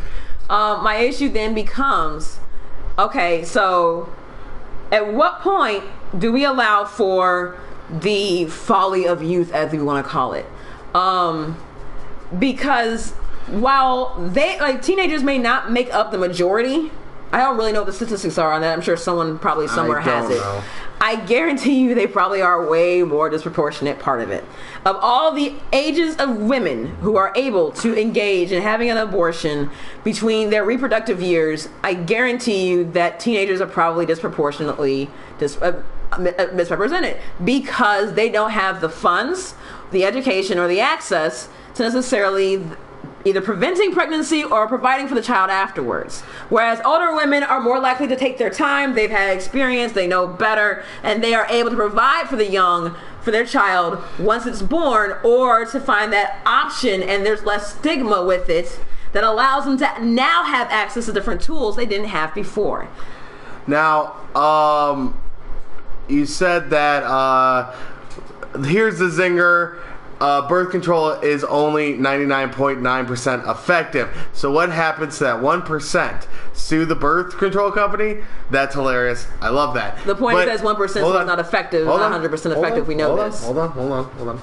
So legally, no, you can't sue them. So, first of all, since you were so nice to correct me earlier on the separation of church and state thing, I would like to say that it is 0.1%, not just 1%. That would make it 100.9%. But anyway, so again, you shouldn't be having sex if you're not ready for a kid. I know I'll tell my kids that. It's now, again, that's hypocritical coming from me because I did, but again, I don't care because I've learned. The same point we allow for the folly of youth on any other adult matter, you have adult consequences. Except not necessarily they don't. Except they don't necessarily do. The idea is that up until a certain point, yes, they do have to be judged for their... You're welcome, Lucas. They do have to be adjudicated at some point for certain crimes. However, not in every case. They may see consequences, but their records are stricken, depending on the situation. For the large majority of them, their records are stricken, so it does not affect them going into their adulthood because they assume that because you were young and stupid, we're going to give you this pass. To a certain extent, their parents are the ones who have to face the consequences, not they themselves. And so, no, I don't want to use the folly of youth. Chastity belts are coming back in fashion. I don't want to use the folly of youth love that as an excuse. I do want to make certain that we are being realistic about what is going on and what is at stake. Yeah. So when we talk about sex and the idea of that word, they shouldn't be having sex, I 100% agree. I don't really believe that certain ages you should not be having sex. However, some people will say the same thing about gay people, as we were talking about earlier. You should not be having sex. Some people will say the same thing about certain aspects of who you should be having sex with or not. That woman should not be having so much sex. She should not be wearing this. We have a lot of shoulds in this. And I don't want you to think that I'm trying to deflect from the conversation because I think it's very important to focus on this. Our experiences are not everyone else's experiences. And there's a certain point in where we have to allow for differences of experiences and what they can entail. And so that is where the law comes in handy, or comes in play, I guess not handy, comes in play by saying that there is a risk here that we have to mitigate. And the reality is that for those people who wish to carry the pregnancy to full term, for whatever the reason might be, which is still kind of an issue even within pro-choice proponents, is that there is a certain level and where anything more that we do can be more harmful than the good that we think that we're doing. And that is what it is. That's really what it's about. And so you may disagree with it, but then the idea is that at what point is it that you are only allowed to disagree with it, but that's it? That you are now putting your opinion on someone else. And while this one is probably the stickiest one, because it specifically deals with life or death, then the idea is at what point can we as a rational nation come up with something that is not causing more harm than good? And what they determined was that abortion actually is reducing some of that harm. I wish I could find the study for you. And granted, I can come up with statistics and you can come up with those, so I won't bring it up. But the idea is that the impact of a woman's life with the ability to make the choice is now that she is able to have more economic power. She has more health. She has better health than she would otherwise. And in general, more political power as well. That women are not tied to having to care for a family before they are ready to, whether they have the physical or financial means to do so or not. Now, of course, this means that, well, they shouldn't be having sex. We're going to go back to that, blah, blah, blah. The argument to me is moot because the issue is that they've already done it. If we want to go back to try and prevent people from having sex when they shouldn't be having sex, then you want to start talking about birth control. Because it's not 100% effective, it's not a reason to not use it.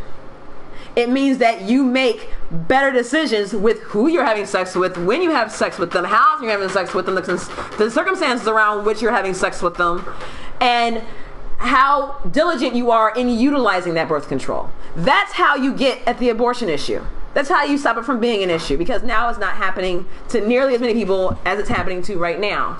And while birth control is available, we all know that it's not as available as it could be. The next comment is chastity belts protect your kids with no regard to others and can prevent rape. And absolutely no regard for their own personal being and body and stuff, and whether they want to wear one or not. And the fact is that chastity belts were known to be incredibly harmful, as a matter of fact, and actually, would cause... and it doesn't stop sexual assault. Yeah, there's that. Oral sex is still sexual assault if the person doesn't want to do it. Which is still ridiculous. Anal sex, I don't think chastity belts necessarily protected against that.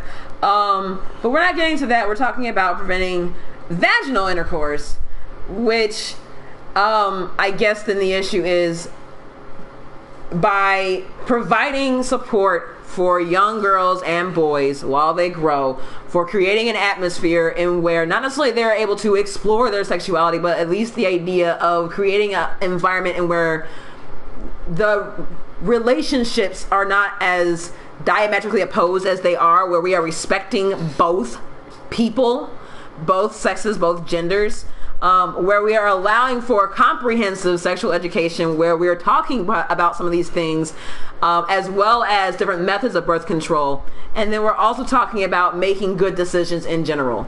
Going out and getting drunk because you're 21 and having sex with somebody because you meet them and they're hot is not a reason to have sex, in my opinion. And certainly, if you're going to do that, certainly make yourself as protected as possible. And I am not speaking to women when I say this. I am speaking to people. And so, if we're making better decisions across the board, then I think that we get at a lot of this issue to begin with. So the next thing is, so I missed the first half of this. Who do you guys think won the debate? Thank you for bringing us back to topic. Oh yeah, it's been 2 hours now. So yeah, 2 hours, and the discussion is still going strong. And again, thank you so much, guys, for sticking with us. Really appreciate it. Sticking with that. I mean, I love this conversation. This is great. So the first half, we talked about. We basically ran through the debate, and I believe that Trump lost the debate. Both of them. And honestly, I believe he's imploding right in front of our eyes. If you look at the body language, if you look at how he approaches things, one of my main points was about the Access Hollywood tape when that came out, about him bragging about sexually assaulting women, that his response was, yeah, I was wrong, but I'm not as bad as ISIS, or I'm not as bad as Bill Clinton. So it's very dismissive and not taking credit, whereas people will go the other way and say, well, Hillary has the emails, and yet every time the emails have been brought up, Hillary simply says, I apologize, I was wrong, I own it, I take responsibility for it, and that's it. So, again, it was much closer than the first debate. I agree with you, Byron. He says he thinks it was a tie, but I think it was a manufactured tie. And it was a point I made about 55-minute mark that we'll get to that in a second. It was another point where I think Hillary is trying to keep him in the race, so she played it safe. She could have knocked him out of the race today, absolutely. But she's playing it safe and keeping him in the race because he's going to kill himself. Now, Amazing Lucas said his response was perfect. She can't throw stones when she lives in a glass house. He's repeatedly said that. He was sorry, and it was 10 years ago. And so my point, if I'm going to jump in here now, is going back to originally, was that who won the debate? I agree with Byron. I think it was a tie. I don't think that either one of them really won. I think that Hillary could have done a lot more. Yeah. And so could have Trump. Yes. I think they both made a lot of really good points against the other. But they're all Trump needed to do, essentially, he needed to do two things, and he only did one of them. He needed to not melt down, which he didn't do, mostly. And he needed to put the tape controversy to rest, which I don't really think he did a very good job of doing.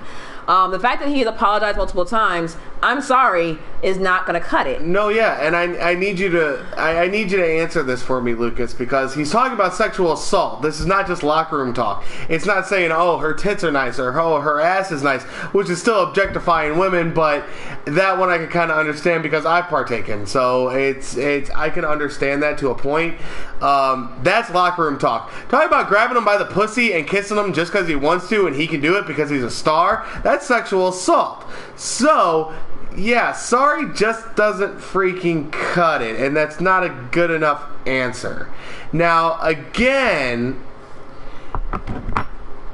if he is not willing to take responsibility for something that he views, and obviously you may agree, is as small as locker room talk, if he can't take accountability for that, then how can he take accountability for anything he does in office? And it is talking about sexual assault. Grabbing a woman without permission by the genitals or kissing them without permission is sexual assault. Sexual assault is a sexual act in which a person is coerced or physically forced to engage against their will or a non-consensual sexual touching of a person. It is in form of sexual violence, includes rape, forced vaginal, blah, blah, blah, blah. Groping, forced kissing, child sexual abuse, or the torture of a person sexually. See, and I don't know if you completely watched the video, Lucas, because you're saying the woman allowed him to do such things due to his celebrity status. There was no woman. He was speaking metaphorically that he would just walk up and grab a woman by the pussy. That he's talked about actually doing this. Is that there are specific women or something? Yeah, there was no specific woman. There was a woman at the beginning of the video, but that wasn't the woman he was referring to when he said grab him by the pussy. So, again, that is sexual assault. Because he does not talk about... He says that they'll just allow it, but I know Ariane wouldn't just allow it because you're a star. But I guess the idea is that this gets to a larger point that I have been trying to make. He did discuss sexual assault, but it was to another man, and it was talk, not good compared to Hillary, who defended the action of sexual assault. So I'm gonna get to your point in a second. We're gonna get to your second point in a second, Byron. We're sorry. We're trying to hit all these different things. And I love that you guys are talking. Keep it going. But I'm gonna say what I was saying before. God, this is big for me. I want to. Go ahead. Okay. Go. So the idea of allowing sexual assault, that if the woman is not fighting back, then she allowed it. And I just want you to think about what that means. Yep. Because many people who are survivors of sexual assault, of rape, of child abuse, and so forth, didn't fight back, weren't able to fight back, felt that they couldn't fight back, were afraid to fight back, and so forth. Or you have the situation where the person just goes up and does it before they have a chance to react. That sort of thing. That is part of what he is talking about, and the fact that he's able to do it as part of his celebrity status is goes into that. Is the idea of not being able to, or not feeling like you're able to, or being in a situation where you're kind of cornered by him because of his celebrity status, and the feeling of, well, he's a big star, I can't do this, or I have to allow it for some reason. Or there was a interview with somebody who came out, I don't know if we're going to see any more of those, where someone said that he actually went up and kissed her on the mouth, and she was kind of just shocked by it and didn't want him to do it. He just went up and did it, and then I guess he just walked away at that point. There's no talk about it at that point, but the idea is that now she can say something about it and people might actually fucking believe her. So just because it's not someone attempting to rape you does not mean that it's not still sexual assault. It means that it was unwanted sexual contact, period. End of sentence. Whether they fought back or not does not mean anything. That's why our average Joe's Hold on. Okay, so first there was he talked about sexual assault, but it was with another man, and it was amongst bros, and it was 10 years ago. Yeah, that was basically the argument I'm getting here. We were talking about a celebrity, not your average Joe Schmo. There's millions of cases where a woman claimed assault and it was not true. You don't even have to fight back physically. After the action, leave and go to the authority. Unwanted by who? Who are these women that have come out and said they were assaulted by Trump? There was one, I'm going to say that one fast. There was one that was posted somewhere in a newspaper, I forget which one it was, that said that she was a 21-year-old model who worked for Trump. She was a pageant contestant, and essentially that's what happened. Okay, but don't you think that kind of speaks to society a little bit? That you guys are saying that this is okay because it was in private amongst bros? Do you really think it's okay to talk about women that way? I mean, I've talked about women the way they look, yeah, sure, but I've never talked about just walking up and doing whatever the hell I want, and I don't believe our president should either.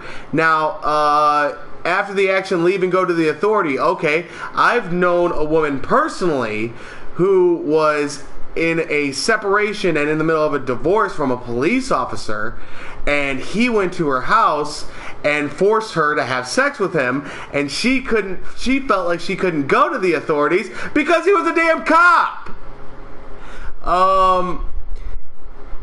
And I'm not saying that a lot of women have come out and said that they were assaulted by Trump. I'm saying that this is one woman. Apply that reasoning with Clinton. How many have come out against him, and he was the president? It's a freedom thing. I don't do it, but I don't abort babies either. Okay, well, and that's the whole thing with the society, is that we're at this point where, yeah, this I don't do this, but it's not that bad. It's not as bad as what they're doing over there. That's not the point. The point is that you can't, that for example, what I brought up earlier, a man can sit there with his bros and talk about this, and it's whatever, and it was 10 years ago, and it's locker room talk, and it's this, and it's this. But if a 15-year-old girl goes to school on a day where it's 105 degrees outside in a tank top, she gets sent home because she's a fucking distraction. What's right about that? There is an amazing double standard in society that men are still above women, and that women are the cause for our distractions, and it's almost blaming them for rape without saying that they're responsible for rape. It's stupid. Which part is apples and oranges? Amazing Lucas says that's apples and oranges, my friend. It's not apples and oranges. It's a double standard that we all live in. If Hillary was on a bus talking about groping guys and using her celebrity status to do whatever the hell she wants, she's a slut, she's a whore, I don't want her as president. With Trump, it's locker room talk. I think he was referring to Byron Beauchamp's. Oh, okay. But so, Yeah, Byron said that he doesn't abort babies either, and that was gold. And yes, that's a hilarious comment, but I do see it as irrelevant. We're gonna get back to I think it was Lucas's point originally. It's not originally, but earlier up in the thread about Clinton and Bill Clinton's well-known sexual escapades. Yeah. Well, yeah. So there is the great headliner said, if you're in a hoe's uniform, whose fault is that you get treated like a hoe? But again, why isn't the guy getting treated like a hoe? He's wearing a hoe's uniform. I fail to see how wearing a tank top means that you're a hoe. Exactly. It's hot outside. So, and the notion of that you're wearing something that makes you look like a hoe is incredibly. I don't even know where to start with where that goes. I want to go back to this. I do want to try and get back to the Clinton I'm thing. going to open some more beer. Because I know that this is a tough one for you. So I'm just going to go ahead and let you go. I don't have anything. I really honestly don't. The idea is that when people bring up Clinton's escapades, they're bringing it up in the context. First, they're bringing it up in the context of Bill Clinton, which we can't speak to Bill Clinton because he is not the one running for office. Now, he was in office when a lot of this information came out. Everyone knows about fucking Monica Lewinsky.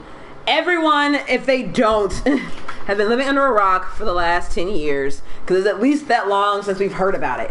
I know it happened much earlier than that, but people were still talking about it, and they are still talking about it now. With regards to the other accusers, this is where it gets a little tricky, and this is where the Clintons have gotten their reputation, in that the court of law, which has not been necessarily on the side of rape victims every time, and this is known, sided with Clinton. And Hillary, as a lawyer, did her best, and as his wife, did her best to defend him. I'm going to be honest and say that I don't know, and speaking to your point right now, about what Hillary Clinton has done about those women accusing her husband. My presumption was that some of it was smoke and some of it there was fire. The problem was they couldn't prove anything. Yep. And that was really the issue. It's kind of like saying that she did it when she hasn't been proven to do it. So we have proven that Donald Trump has said these things, and he has acknowledged that he has said these things. And so that's what we're going at right now. I would love, on a different time, to look at Hillary's information. I don't have time to Google all of it because it probably would break my phone. To go into have this debate. This has been, if Hillary is guilty of whatever she's being accused of, which is everything under the sun, debate that if necessary or if possible. But that's not what the soup du jour is today. The issue is that if any of you in a relationship, and certainly if you ever come across a situation, period, not necessarily cheating, that's not what I'm talking about.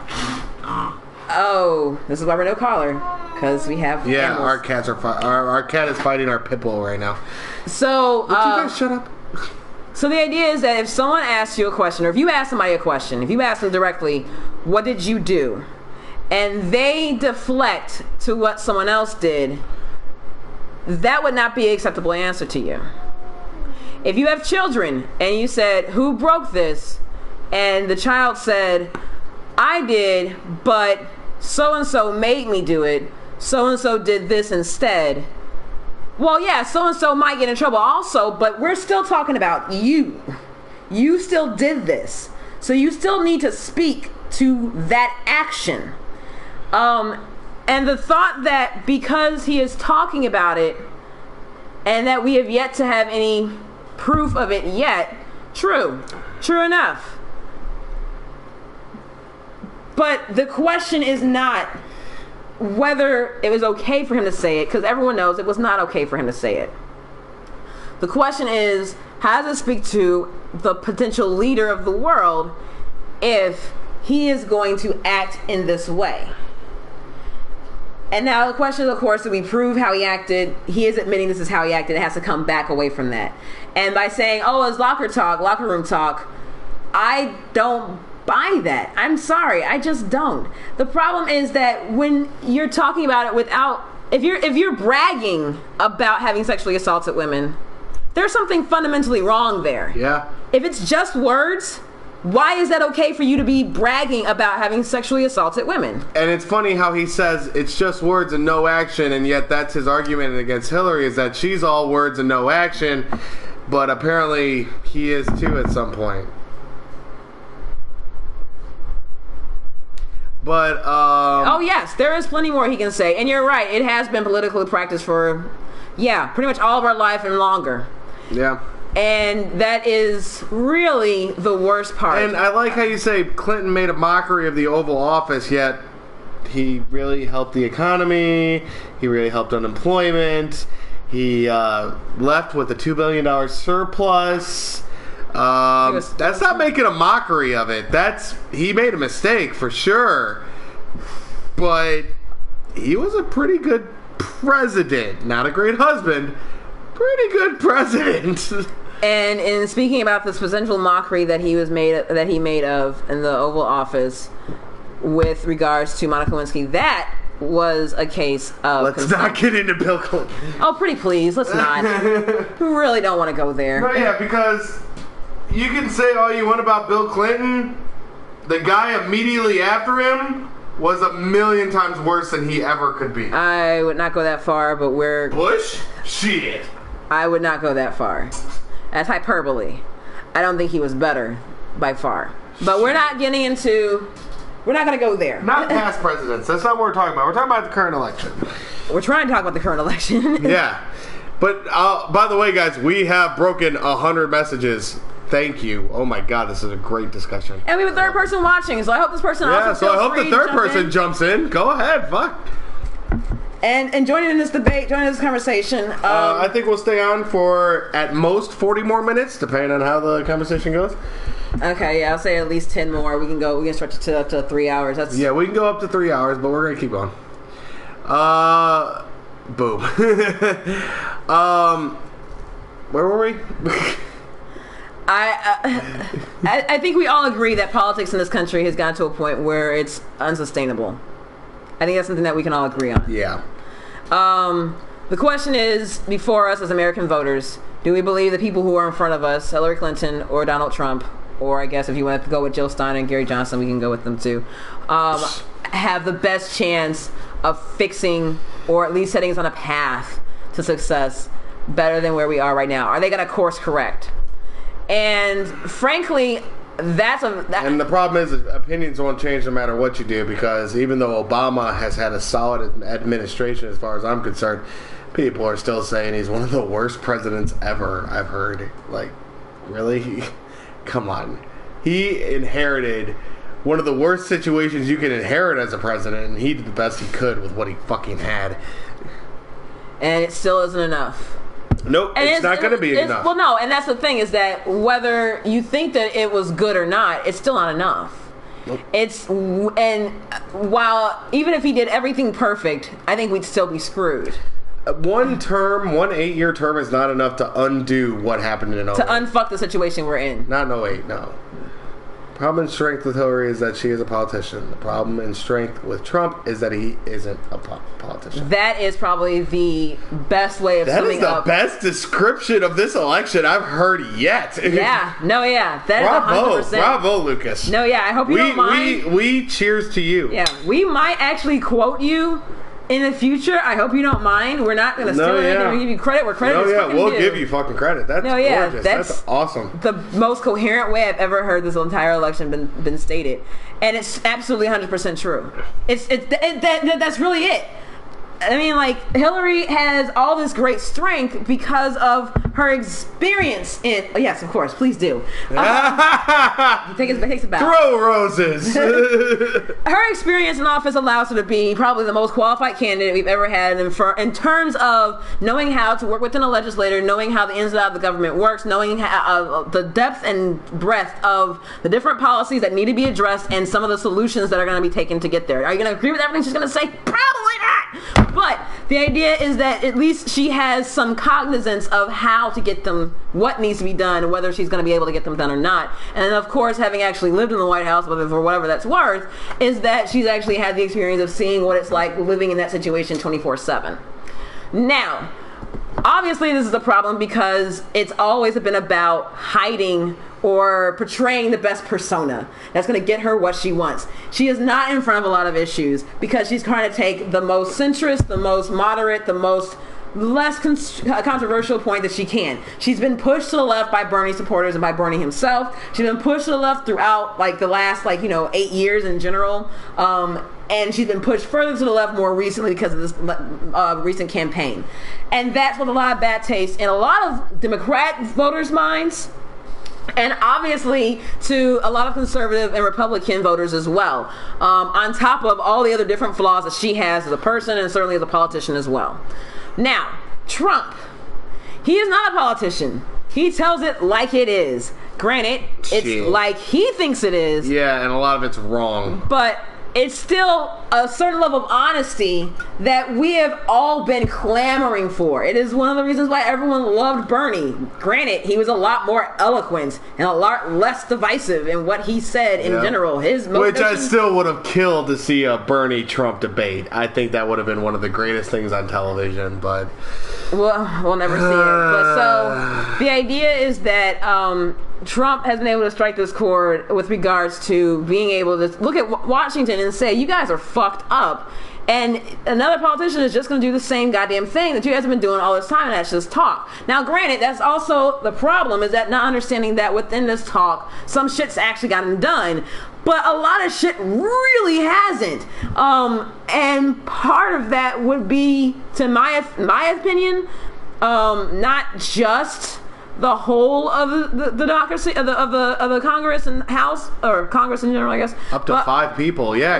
Keep the conversation going, guys. But also certainly to an extent part of, in my opinion, a more adversarial majority of the Congress than would be preferred. And so that is not how things get done. There has to be compromise. And a lot of times those compromises are not going to be easy. They're not going to be things that you want to compromise on. They're not going to be things that you feel like you should have to compromise on. And unfortunately, there are things that have to be compromised on in order to get anything done. But the result is that the bill looks so incredibly incoherent and barely moves the needle one way or the other with regards to if we're on the right track or not. And I don't mean in public opinion, I mean in actual reality, that everyone can look at it and be like, for all that work, quote unquote, that you did, the fuck did you actually accomplish? And it's really hard to define it. And certainly there's enough spin going out that makes it hard to really accommodate it, because you can say, oh, I voted for this. The problem is that it also came with these other riders that prevented other things. And so Trump's biggest problem is that he doesn't know how to work with other people. Yeah. He knows how to get people to work for him. He is fantastic at doing that. I mean, so maybe he'll be able to do that as a president. But when it comes to those situations where he will not be able to, because every president ever, every leader ever has had to come to that situation, when he has people who will not work with him for one reason or another, then he has to work with them. And the problem is that he has no basis in how to do that. And the other problem I understand he knows how to do deals, but they've all been deals to benefit him. Specifically him and his company. And while that might be like, well, he's going to turn it around to help the country, it didn't really help a lot of people in his company either. It helped him and his shareholders and a lot of people in his company, but there were a lot of people who were cut out, and specifically cut out knowing that it was going to fuck them. So, and another thing I want to bring up about Trump is I want to go back to when he was a younger man and he got into a business of football. and wow, he decided that he wanted to run a league. He wanted to own a team. He was a partner. He wanted to own a team. He wanted to own a team, but he was also a major voice in the league. In the new league, yeah. Yes. And he ran the football league, and as soon as there was any kind of resistance or any kind of look of failure, he pulled out, and a lot of people lost their jobs. The league went under. And it was a horrible mess. And there's a beautiful 30 for 30 film done about it. The USFL. Where the guy who took part in creating it interviewed Trump. And Trump's words about the USFL was, it was small potatoes. It's not that big a deal. So what happens when America becomes just small potatoes to Trump? What happens at the first sign of adversity? Is this a guy we can trust to not leave or go overboard or do something stupid, which he has done in the past? It was a long time ago. Granted, Lucas. Early 80s. Yeah, it was early 80s. It was a long time ago. I'll grant you that. But his character hasn't changed. He's not the type of person who changes his character. He's shown that. At 59, he was still acting like he was 20. You can see that in the Access Hollywood video. I don't know about that much of a year ago. But he says, and this was recent, so let's go to recent then. If you're not going to take that as a credible example, let's go to recent then. Trump, in a debate, when Hillary brought up the Iranian soldiers who were taunting the American soldiers, Trump said he would have blown them out of the water. And at the debate, he said, that wouldn't start a war. With a country who we have as fragile a relationship with as Iran, killing their soldiers wouldn't start a war. What does that say about his judgment? Because as far as I'm concerned, as soon as any of our people were killed, 9/11, Pearl Harbor, which was mostly military, we went to fucking war. So say that another country wouldn't do the same thing. No. No, he's not. No, he is fucking not the most. But here's the thing, and this is the biggest issue I've ever had with the notion of politically correct. But how do we kill them all? With nukes? Okay, we fire nukes, and then their allies fire nukes, and then we have nuclear holocaust, and everyone's dead. Let's just not. Oh, by the way, welcome, Justin. Oh yeah, thank you, Justin. Although I would never advocate for necessarily killing them all, whoever them all is. If we're talking about Iran as in a country of people who may or may not have anything to do with whatever incident we're talking about, then no, I would never advocate for genocide. I hope that's not what you're saying. But I have heard people say stuff like that. So I want to make certain that we are all very clear about stuff when we say things like this. Because I've heard people, friends, quote unquote, that thankfully I don't really talk to anymore, who have said things to the effect of, let's go ahead and bomb them all. And just turn, quote unquote, the Middle East into a fucking parking lot. And I am sorry that I can't agree with that sentiment at all. Wait, this blows my mind. I think it was Lucas said that we have to understand is that this is his first time ever. He's bound to have gas from time to time. Okay, this is his first time. Do we really want to give a first timer the most powerful position in our country? Well, we did for Obama, so. Well, he wasn't the first timer. No, he had some experience. Yeah, he was in office for a few years before that, so yeah. So do we really want to give someone with no experience the most powerful seat in our nation? We went to war as a powerhouse. They are giving all they got now as it is. Well, yeah, okay. So the argument is Iran can't beat us. Okay, fine. I grant you that. Iran can't You beat don't us. think they wouldn't try and find somebody else to help? But here's the point, is that the Middle East is right next to a lot of our allies, namely, one, Israel, probably our biggest ally. Not even next to, they are fucking smack dab in the middle of the Middle East. Yeah, so they're our biggest ally in recent memory? Well, at least in that region, certainly. So,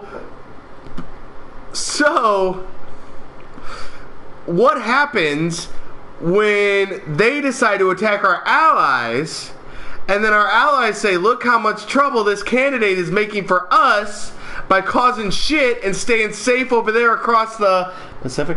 Atlantic, darling. Atlantic. No collar entertainment.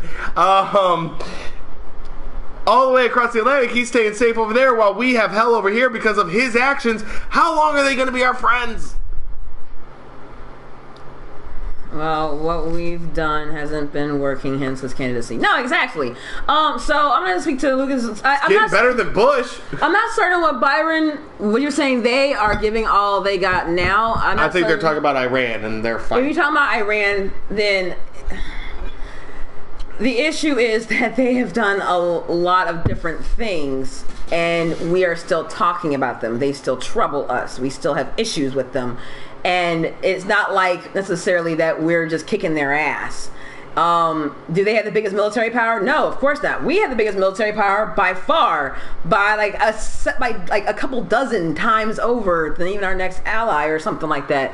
So no, they're not going to kick our ass necessarily on the battlefield, but they do have a lot. I imagine that if we were to attack Iranian soldiers or fishermen or whoever was doing it because they were jeering us, I cannot imagine the sentiment in the Middle East with other predominantly Muslim, Islamic, and Arab countries would really be all that super sympathetic and be clamoring to be allies with us on that. They would be exactly the opposite and would put our soldiers and our interests in those parts of the world and our allies like Israel at far more risk than just satisfying one incident of they're flipping us off. So the fuck what? Someone flips you off in traffic, do you ram their car? Some people do, and they also go to jail. Yeah, they usually go to jail. But, okay, so you say because we withdrew at a very crucial point, we were in a foot war already.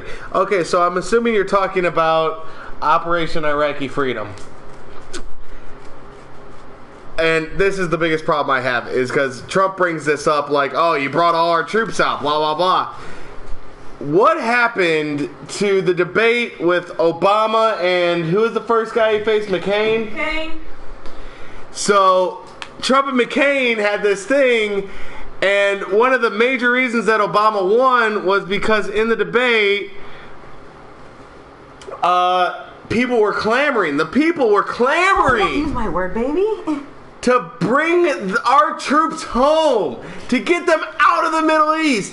That was one of Obama's selling points, because everyone wanted our troops home. Now we bring them home, and now people can't live with the consequences. The fuck? How are you going to ask for one thing 1 second, then because of the consequences, you're going to criticize the guy who did what you asked? The biggest, yes, and pulled out and to leave a void. The issue is that if a country doesn't want you in there, That's true. what the fuck are you supposed to do? Exactly. And granted, while we can say, well, we just leave them there anyway, no, there are still laws that we're all supposed to adhere to, even on this global stage, number one. And then number two... Thank you for joining us, Lucas. I hope we catch you at the next one. We will be doing a podcast immediately after the next presidential debate. On the 19th. Also, I'll have other videos coming up. Please subscribe, like or dislike the video, however you want to do it. Hope we see you again, Lucas. Thank you for joining us. And continue the conversation. We didn't go into tickle their backside. Oh. No, well, if the country, the elected leaders that we had helped them become elected and we had them help create their first democracy, and they're like, well, we don't want you here because a lot of people don't want you here, and we as a democracy have to listen to our people, and they don't want you here, and they're going to keep trying to kill you while you're here, and it creates a problem because while they do so, they're going to kill others, and they're also going to kill us. And so we can't let you stay here. And that would be the issue, is that do we stay there, do we overstay our welcome?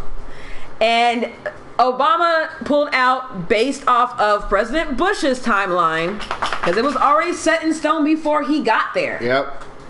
And so the fact that he continued it somehow seemed to be an issue for people who forgot that it was the previous Republican president who started in the first, not just started, but left them there in the first place, or put this date in there in the first place. Now, if there are some adjustments to that date they could have made, that's a different story. Or adjustments to the date they did make, or how much they were bringing out, so forth, that's a different story, because maybe there could have been more they could have done. He could have listened to the new generals or the ones that were in there before who were advising President Bush and said, leave this many, and he wasn't leaving that many, or leave this date, and he decided not to leave this date, and Obama decided to follow in suit anyway, or modify it in any way. That's a legitimate concern. Still the question is, if someone doesn't want you there, what right do you have to be there? And the fact that we left this vacuum, as it were, when the first Iraqi election came about, everyone knew that a lot of people weren't going to get to vote, and that it was going to be predominantly, if I remember correctly, Shia who were voting. The Sunnis were not going to have as much of a say. And so, because of a lot of different reasons, I don't remember exactly, but in general, that the Sunnis did not feel that they were going to get much of a say, and largely probably because they were a minority. And what ended up happening was that, of course, the Shia majority ended up taking the majority of the political power. And the Sunnis were punished afterwards for lots of different things, because Hussein pretty much, more or less, was less harsh on them than he was on anybody else. And so afterwards, now, the vacuum is not necessarily just created because we pulled troops out. That is way too easy an answer to say. And it's not even a necessarily accurate one. Well, part of it was part of the situation that we created politically in the area, in where a number of people felt disenfranchised by their own government and not persecuted by them, and felt that this is the way that they needed to act out. Do I agree with it? Of course not. It's horrible. But it makes sense considering their backstory. That this is in history, when you have a precedent for regicide or fratricide or whatever, if you have a certain way in which your power is changing hands, it is very hard to change that story. The American story is incredibly significant because we have not had that issue for the most part. We have not had this issue of people coming in and not abdicating power. We still have elections. Now, granted, they're fucking flawed, but we still have them, and we still have some semblance of choice, freedom, and democracy. But when you have a country where over and over again you have this dictator for decades, and then you have him executed, and the people who were fighting to get him out are now being persecuted as part of that, then they're not really going to be super thrilled with any decisions that are being made. Economic growth, stability, and safety are some of the hallmarks of being able to have a stable society. And when you feel like that is being threatened, and it actually is, and in significant ways, you're going to fight back in the only way you know how, and the only way that they have been treating it at this point has been through violence. And that is part of the story of Iraq, and certainly part of the story, the basis of ISIS. That is not Obama's sin. No.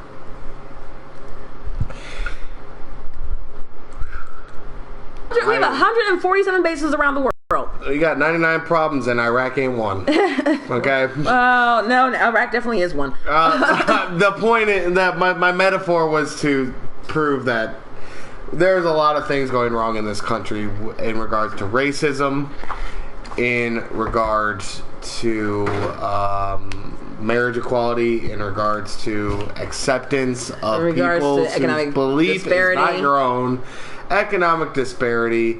All these things are a major problem in our country, and there needs to be more of a live and let live culture than a fuck you, you don't agree with me culture, which is really where we're at right now, and it really needs to change. I'm curious though, Justin, if you don't mind expanding on this a little bit, and what you mean about we really just need to get everyone back home. Do you refer to the different military installations we have around the world, Are you referring to a specific force that we have out in the Middle East or someplace else? I think he's saying in general. I'm curious as to what his answer is, though. If you have it, we're gonna keep talking. Yeah. Go ahead and jump in there and throw it in there. I want to know. Yeah. And we can debate this because we may agree, we may disagree, we may find some commonality on some of these points. Because that really is a good question that we really don't talk about. The last person to do so was like Ron Paul, I think. Also, we are starting to hit near the end of this session. There will be more. But also, during this last 20 minutes that we'll be on, I would like to open the floor to some, less serious questions, less serious discussions. Football, tastes, just get to know each other. It's very important to me that when we have these discussions, and that's really what I put podcast in the title, but this is truly a discussion with you guys. I really like talking to you guys. The fact that we have 123 messages in an hour and 45 minutes thrills me. Yeah. I love that you guys are really getting engaged, and I hope you guys are subbing, and I hope you guys are liking the video or disliking the video, depending on your thoughts. It's all good to me. I hope you guys come back. I really want to see these names in the chat again. So, again, I want to open it up to some, kind of off politics for a while. I'm going to say something before we do. UGA? It'll be better in the next few years. What's UGA? God, I'm so terrible. I don't know what UGA is, actually. Google. I feel like I should know. Keep a few in Korea, I'm assuming that is. Everyone else back. And bring everyone else back. Okay. Before we answer the question that, or the comment that that Byron brings up, I was going to say that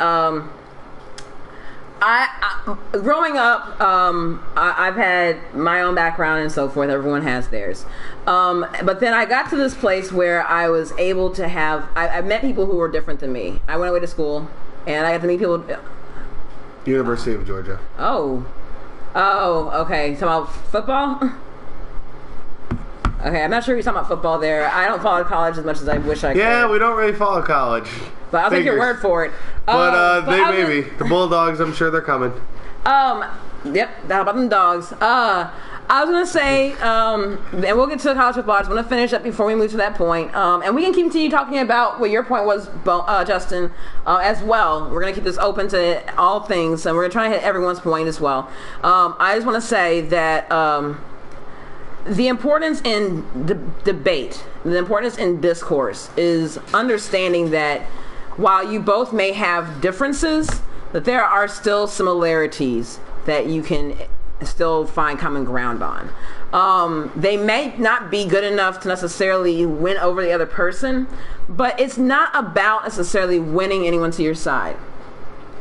The idea is about just getting someone else to see your point, to acknowledge that they themselves have a point, even if it's different than yours, and to also consider the fact that that not only because they have a point, but also that their point is different than yours, that it's possible that there may be some merit that is better, I guess in the lack of a better term, than yours. That there, not to say that it doesn't mean that you can't still have, for example, is about testing or something like that.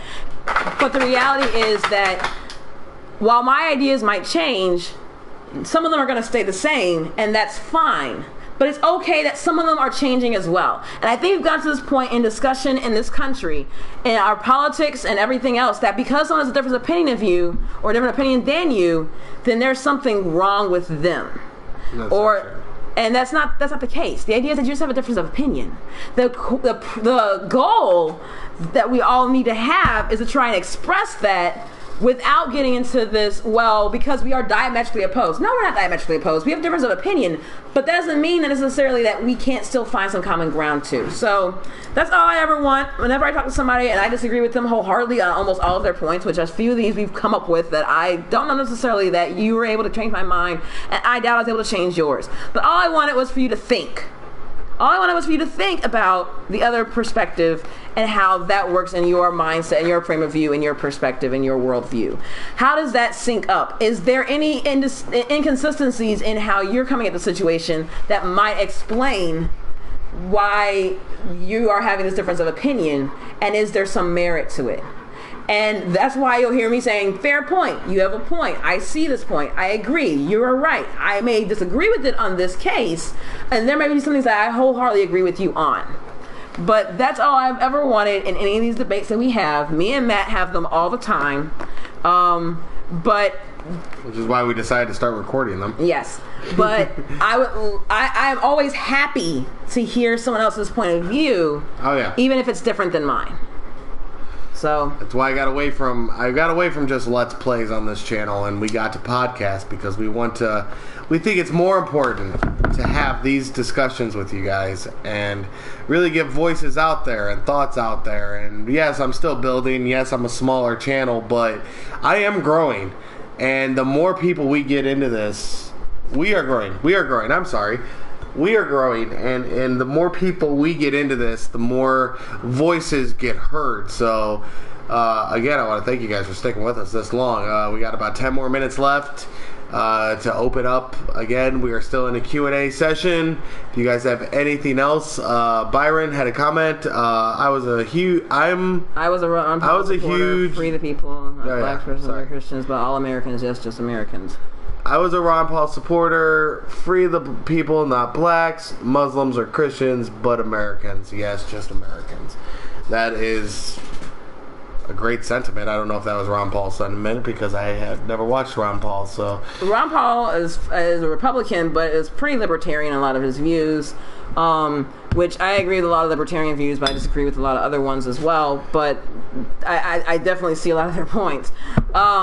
This one is one that I don't exactly agree with. Obviously, yes, all Americans. I want free all Americans, but the issue is that in looking at trying to help all people, you have to be able to understand that there are certain problems that affect some more than others. Yep. There are certain issues with regards to discrimination that certain segments, some of which you've brought up, face that other people don't.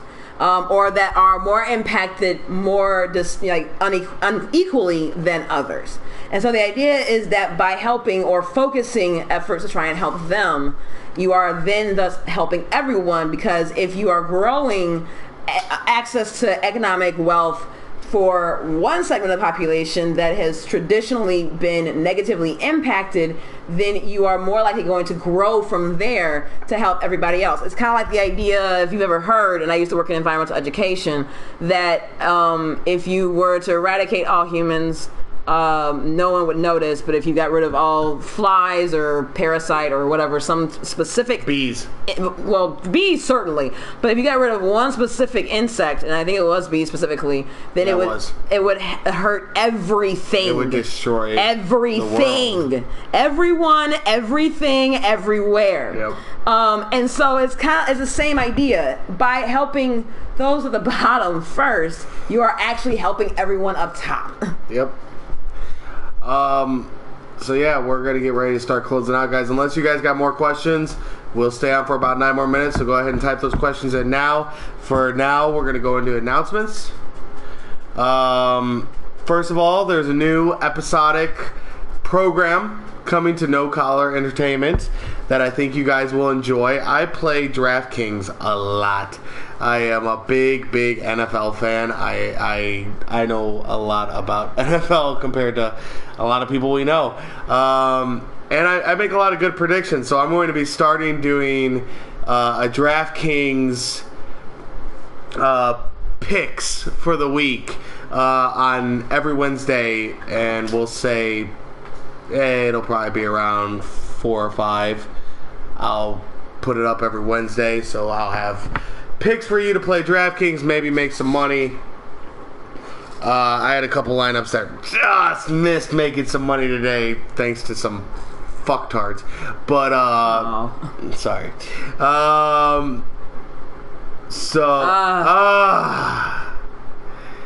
I had such high hopes for you, Justin. No, if you like the Cowboys, more power to you. They're looking really good this year with Zeke and Dak Prescott. I mean, that's... Dak Prescott. I don't know where the fuck he came from. He came from wherever Jordan fucking Howard came from. Like, how do the Bears lose Matt Forte and then draft another Matt Forte? That's ridiculous. Still lose to the Cowboys. And then you got the Cowboys, who... How do you lose Romo, but it's actually beneficial to you?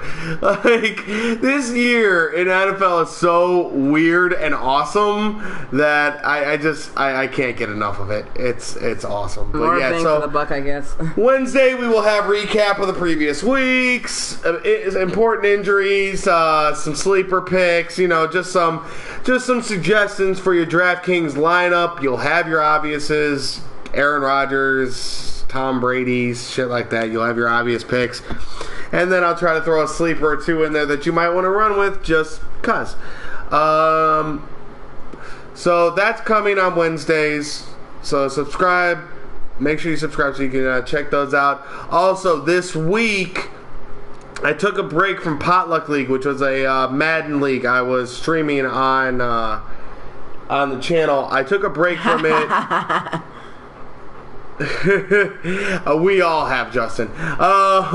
He says, I've been praying for a Romo replacement for a while. We all have. So I took a break from Potluck League, which was a league I started in Madden with a couple other guys. We have been together as a core group of guys that have never met each other in real life. Been together in Madden for over a year now. And the thing that kind of sets us apart from other Madden leagues that you might watch is everyone was given random teams at the beginning of the year. Yeah. So that's something to check out. That will be starting back up this week, starting with the draft for year 3. So check that out. I have the Falcons now with Julio Jones, who's a freaking monster. But yeah, so that will be coming back this week. Again, every time there's a vice presidential debate or a presidential debate, we will get on either immediately after or the day after. Day after for vice presidential debates, immediately after for presidential debates. There's only one? Yeah. Okay, then that's been done. You can go back and watch that if you want. But immediately after every presidential debate, we will be streaming. Also, the day of the election, as soon as we get home from work, as soon as we settle in, we will be streaming the day of the election for a good probably 6 or 7 hours. Oh, Jesus, seriously, that long? Yes, we will be focused on the election and what's going on, keeping you guys up to date. Good night, Byron. Thank you so much for your well wishes, and I hope you come back. Make sure you subscribe. Thank you so much for being in the discussion. That's really important. So look forward to all this stuff, guys. We are going to be coming to you with as much news and programming as possible. I love streaming for you guys. I love doing this. Again, a lot of stuff coming, a lot of exciting stuff. Eventually, I am working on writing some episodic programs for the channel once I get the equipment, which only comes with growth. So once we grow, I can start getting some more equipment for it, and we can actually start having a actual almost television channel on here. So the actual background as opposed to just using the an actual background instead of the Madden background. But again, thank you guys for joining us. Take care, Justin. Thank you for being part of the conversation. Byron, big ups to you for really starting the conversation. The amazing Lucas was a big part. Everyone else who jumped in on the podcast, thank you so much for joining us. For No Collar Entertainment, this is Matt. This is Ariane. And we're out. Bye. And I'm going to bed.